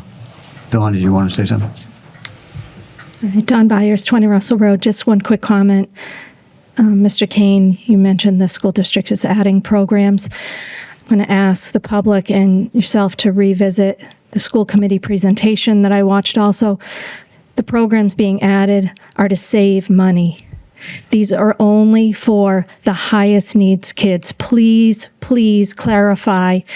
The programs being added are at the high school level. These are middle school students in autistic special needs programs. They will be going out of district, costing 3 times, 4 times as much if we did not add these programs to the high school at this point. Please, there is no robotics program being added. There is no world language in the elementary or middle school being added. There is no district-wide performing arts K through 12 fine and performing arts director position being added. Nothing extra being added. Those are to save money. That's all I need to say. Thank you. Okay, we clear on the motion then? It's up. All those in favor? All those, are you up or down? I don't know. I'm sorry. I don't know. I really don't know. Yeah, it's a. Would you rather put it on the library or public safety if the override was to fail? Right. I'd rather put it on neither, to tell you the truth. Right. I That's think why we it's all such a would. difficult situation, decision. If we close the library, still we're gonna have to pay unemployment and everything. Correct. We lay off any personnel, we have to pay unemployment. You know the snow and ice issue for money? We're not talking about the snow and ice. But we're talking about budget, right? That's a one-time expense. Those snow and ice, that bill, it's one time. Why can't we pay that out of free cash? Don't worry about it. So all of the free cash is currently going to one cruiser, a fire hose, Right. paving the teacher parking lot. at the high school, like whatever. very minimal capital Whatever expenses. Where one-time money we have in an account. That's one-time money. Unless it snows like that again next year, but it's just a thought. That's not, when she says a $500,000 deficit, that's not included in the $500,000 deficit. There's no. No snow and ice? Yeah, Yes, it's not. no. Oh, okay. Are you ready to vote? So so we're going for the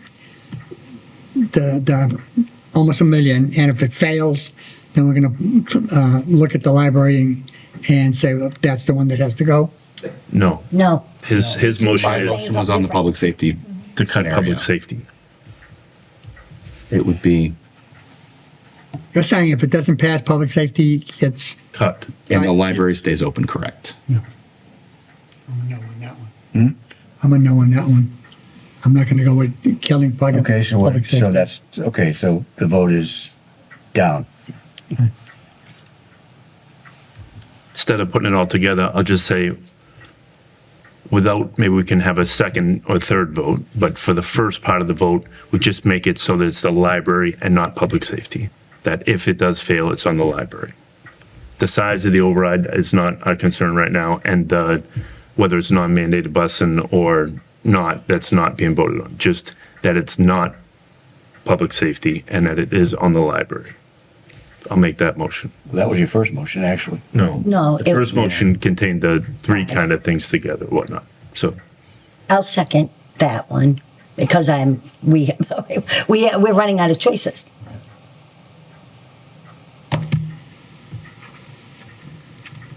Okay, so yours is that the library goes. yes. Okay. All those in favor of killing the library? I don't want to kill anything. Not cutting public safety. I'll go work Putting the there for free. override. In favor of not cutting public safety? I don't know what to, I really don't. It's tough. I'm gonna make the opposite motion then next. What's the next opposite? Not cutting the library. So then I'll It's not gonna work. It's never Yeah. gonna work. How about this? If we do vote on non-mandated busing, and we do recommend that that's not included in the budget, then that could create some scenarios that aren't just one or the other, black and white, public safety or library. That would cut almost half of that $235,000 out of. out of the budget, so it could change certain scenarios. The problem is it's a difficult vote for obvious reasons. You know what I mean? There's going to be a lot of people who potentially aren't going to support that. So for us to then build a budget on something that may not get supported on the floor feels not very stable to me, you know? Right. So we're in a bind. Is non-mandated busing, isn't it in the school budget, or is it in a separate now?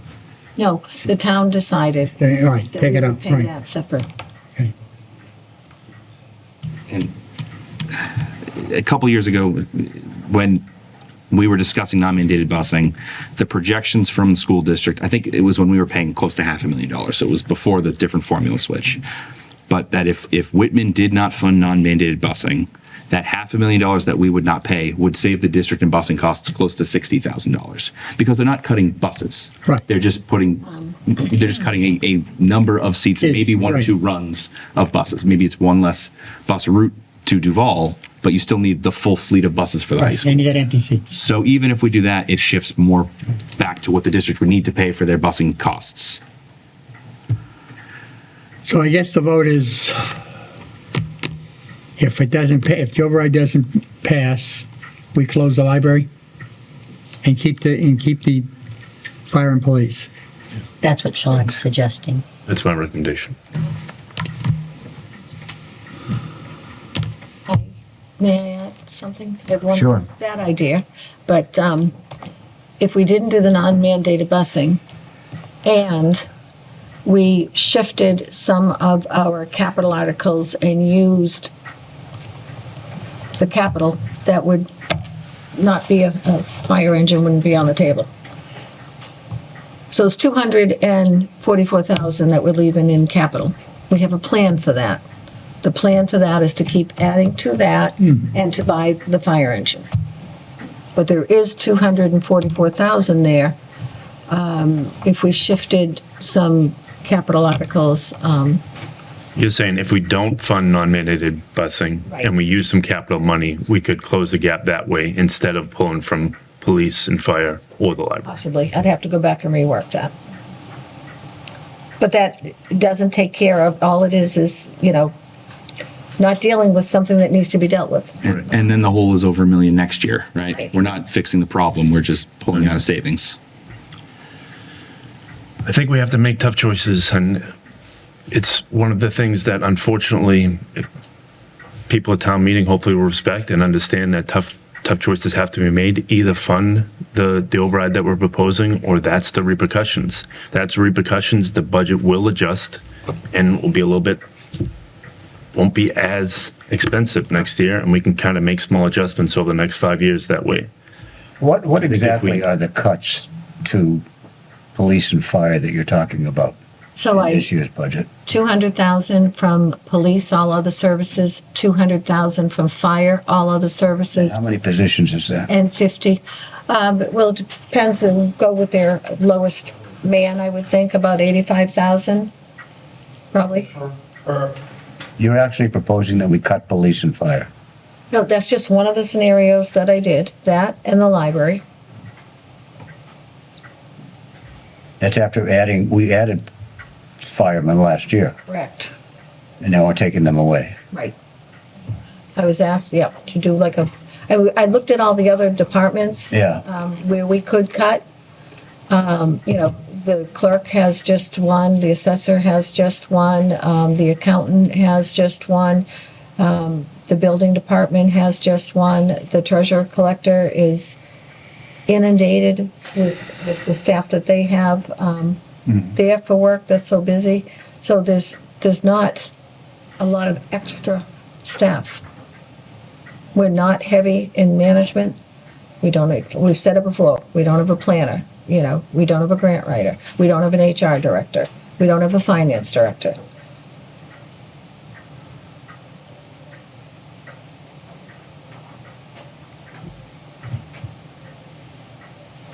Okay.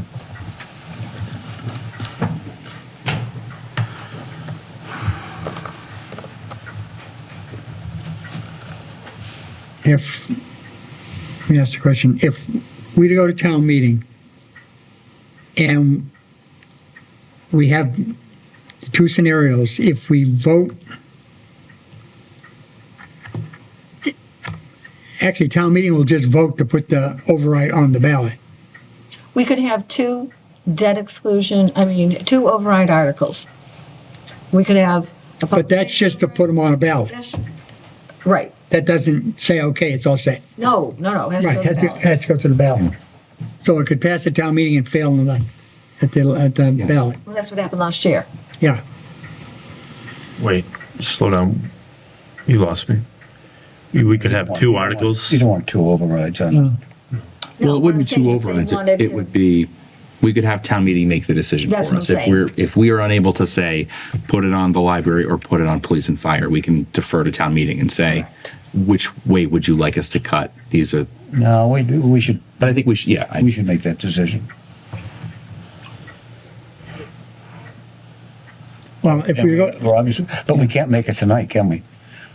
If we can't make it tonight, unfortunately, then We're running out of Finance time. Committee, we'll run out of time, and Finance Committee is going to have a hard time making recommendations, and we're kind of, What more information do you need to make the decision? Well, we've had two votes, tonight, and neither one of them have passed, Yeah.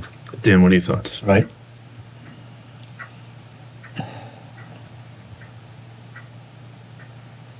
if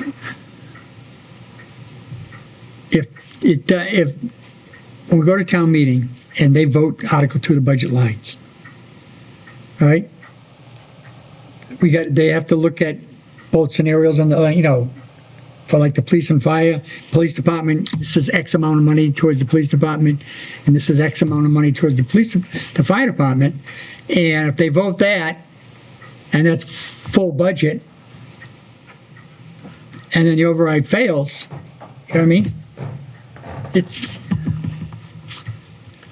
It's like you're putting the cart before the horse. You're gonna save the day, John? I'm not going to save the day. I've already tried that. I know, yeah, I know. So The rain is coming down. if you put forth a specific override, goes through town meeting, do not put up, this is a second, No. a second budget. So you vote that you put forth the override. Right.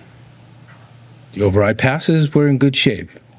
If the override fails, you come back and then you use your general stabilization to bail yourself out. So postpone town meeting. So if the override fails, you come back to town meeting, you have your shortfall, whatever that shortfall is going to be from whatever that goes there, and then you use your general stabilization at that second town meeting to avoid, okay? But in doing that, you're going to make it highly unlikely that your override Right, it passes. the override. Because everybody knows there's a backup plan. Right. That's not going to cost them anything. Right. My point, there's your option to put something forward because it doesn't look like that's going to happen, but you have that bailout. But in the same token, it's probably not going to pass. So why not just do the general stabilization now and solve this problem and It's not a good idea. No, nothing's going to solve the problem, Sean. We're going to have this battle for 4 years, 5 years until I think what's going to Plymouth solve County's the done. problem is making hard choices that will correct the budget and allowing the community to kind of experience those choices. And then once they've experienced those choices, to come back to town meeting. But I think a superficial solution like using stabilization is just going to kick it down the road and make it worse, Yeah, because it's not one-time money. That's why. So we have to make a hard decision. So what's it going to be? All right, so the motion that you put forth is, the pressure is, if it doesn't pass, we shut the library down? Yes. And and police and fire say that? Yep. So we got to decide which more important. Police, the safety of people or, all right. I'll probably vote for Sean's suggestion. As far as, I don't want to cut police and fire. It's, people could die. Yep. So, and I hate to say anything about the library, but. Right, I don't either. But that's up to the people in town. If they want to save the library, they got to vote for the override, for the amount. Do we need a formal motion? Again, yeah, I'm ready to second you. So I'm making the motion that we propose an override that if it fails, the library would be closed. I second that.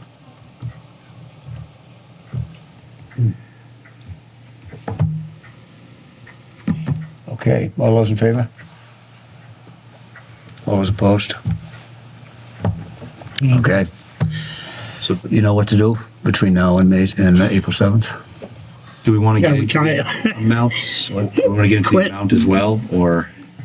Sure. Give us an amount. I'm sorry? Give us an amount for the override.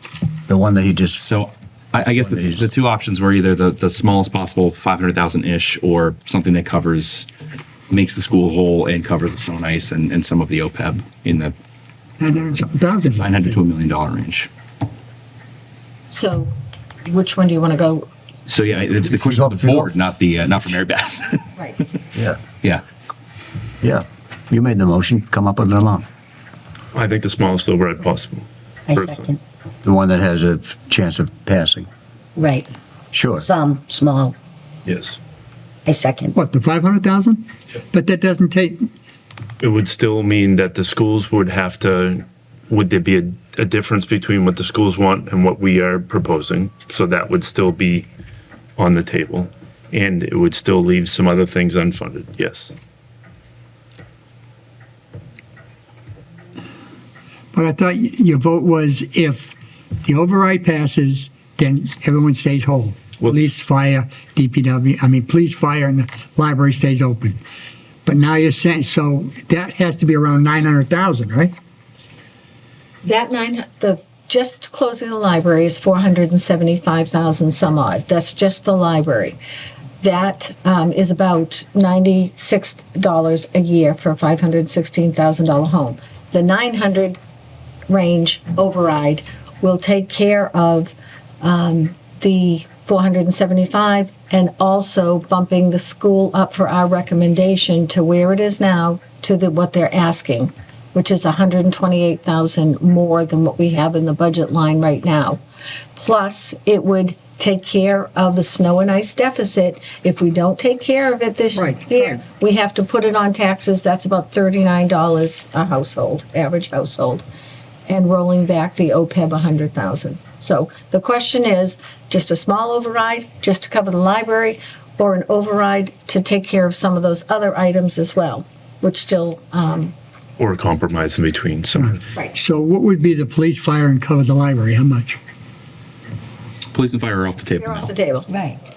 It's the same dollar amount when we were looking at the two scenarios. $450 for police and fire or $475 for the library. So basically the same amount. Right. And then it's either just police and fire, public safety is off. Now we're just looking at the library.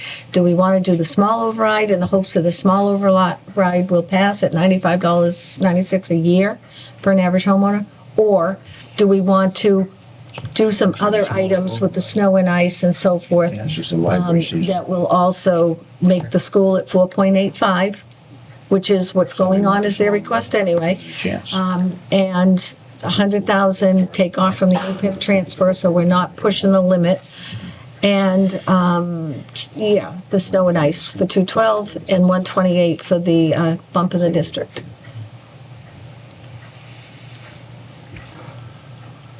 So what's the one that you want, how much the money you want to use? Which one? I think your feedback is important. I mean, me personally, I think the smallest override possible. All right, But- all right, no, yeah, you don't put a number down. So, yeah, so I would leave some discretion, like what is critical for the override, so not putting a number on it right now. Okay. Not the close to $1 million, but it would be foolish not to consider some of the other Right, things. okay. So, so it's a small number on the override, and if the override passes, the library stays open. yes. If the override passes, the library Library stays open. stays open, so hopefully a small override encourages people to keep the library open. That's the theory. I think it's strange to ask for an override and not address some of these other lingering issues, right? Like the school budget, to leave that $100 and something thousand gap, it seems silly. And snow and ice, if we're just going to assess it on the recap later, it's just going to be another override without a vote. Can I ask a question? Yes, John. I heard the motion was if the override fails, the library will be closed. And then Mr. Evans wanted to clarify the amount. So I'd like to clarify. I think, yeah, I'm confused too, because it's, Now we're talking about adding other things on and so forth. So yeah. thank you. Sean, explain your motion. Because we're having trouble coming to a consensus, I think just simply deciding, should it be police and fire that are potentially going to get cut if the override fails, or should it be the library? So I'm just simply saying that with the motion that I made was we just say it's going to be the library. So the motion is to, actually, the override is to fund the library. To fund the library. Yeah. So we have about a $500,000. if the override passes, the library's okay. Yes. So now the choice is how much of an override. I probably would have voted for it if the override is small. So I'm saying just to keep it as small as possible, all the little things that we add, just kind of make it more difficult to have it pass. Potentially have it pass. Yeah. Which means we might have to sacrifice in other areas, but I think that's the sacrifice we make. One question, Amir. And the amount of that override we come up with on the April 7th, at the April 7th meeting. Correct. The library that I've zeroed out was about 475, and that costs each taxpayer $96 $96. a year Yeah. for an average $516,000 home. Okay. That's what I want to ask. I want to ask Mary Beth a question. What you just said, how you base it on 516 and the average, like my house is worth more than that and I don't have a nice house. There are other people's houses that have 3 stories, and there's a lot of $700 million homes. Is there a way that you could break it down before this or somehow, just to give the public the understanding of what they would pay? Low, middle class, and high. Exactly. We can put a calculator on Because the website. that's just kind of, it doesn't address the people that are going to be double it. Some are lower, some are higher. I just think Calculator. it would give a better, more transparency to the people of what they would pay, if that's not too much to ask. People could just take their bill, take their assessed value on their January bill and plug it in. We'll put it up on the website and it will show them. I think that would be current helpful to valuation. people. Absolutely. I planned on that. I have another Thank question you. for Mary Beth. On the school budget, their budget is 4.85, right? Correct. Right. And the dollar figure, I forget, it's on a Right. thing, right? It's up, that's what, up a couple of $1 million over last year? Let me just take a quick look here. I think it's the last, Right, so it went from, right here, it went from last year, the assessment was 19,917,569. Now it's, the request is 20,883,764. so not a little under $1 million. Correct.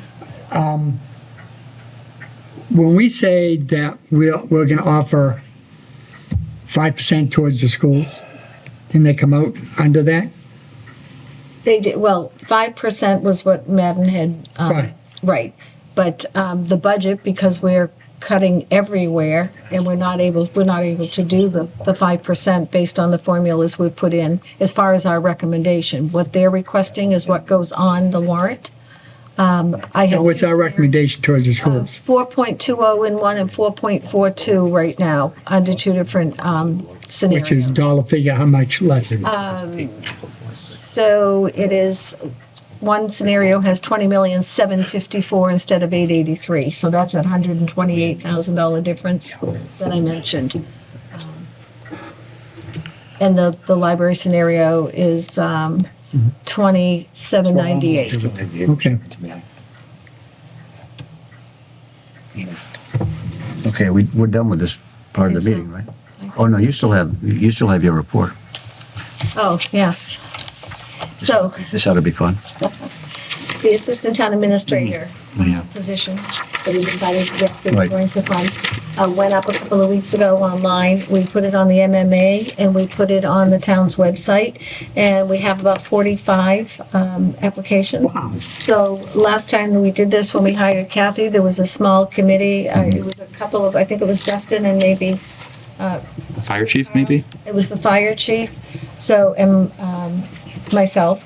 So I was thinking we should do something similar, and then I haven't looked at them, I've just taken them off the web and forwarded them to Kathy. We keep in a folder on them, but then I'd like to put them out to the small group.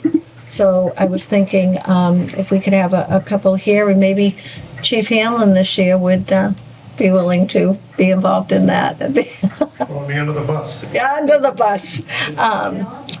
So if we could just do that, so I can, this Friday is the deadline for that position, and so once we get by that, I'll do it. okay, great, thank you. Okay, and Chief Allen said yes, he will do that, Okay. and it'll be Kathy and myself, and is that And then good? we'll come up with a few Just people. narrow it down to a few people. Yep. To 4 maybe, or however many you want to interview, and then we can bring them in for interviews and get that position. I would, sorry, Mary Beth, just to clarify. So for Kathy's position, we interviewed as a subcommittee and brought one recommendation forward. Okay. I imagine some of these candidates don't necessarily want their employers to know they're interviewing for assistant town administrator jobs. So We could do it that way as well. my only. Okay. The subcommittee can interview, and then we'll bring the The final. chief and you and I and Kathy will bring a person in for the selectmen to interview. Right, we'll probably hold about 4, 5 interviews, All right. whatever. Yeah. If it's close, you can bring two, but I think Yep. if you guys have a decision, a recommendation. Okay, good. All right, very good. Okay, we had an executive session down here that we're going to postpone until April 7th. Which one's that? Who's The next? executive session to discuss the reputation, character, physical condition, or mental health. Okay. And so we have one more we have to go in executive session one more time to approve some executive session minutes from 11/18/25. Motion to go into executive session? So moved. Second. Yes. Yes. Yes. We'll come back into open session only to adjourn.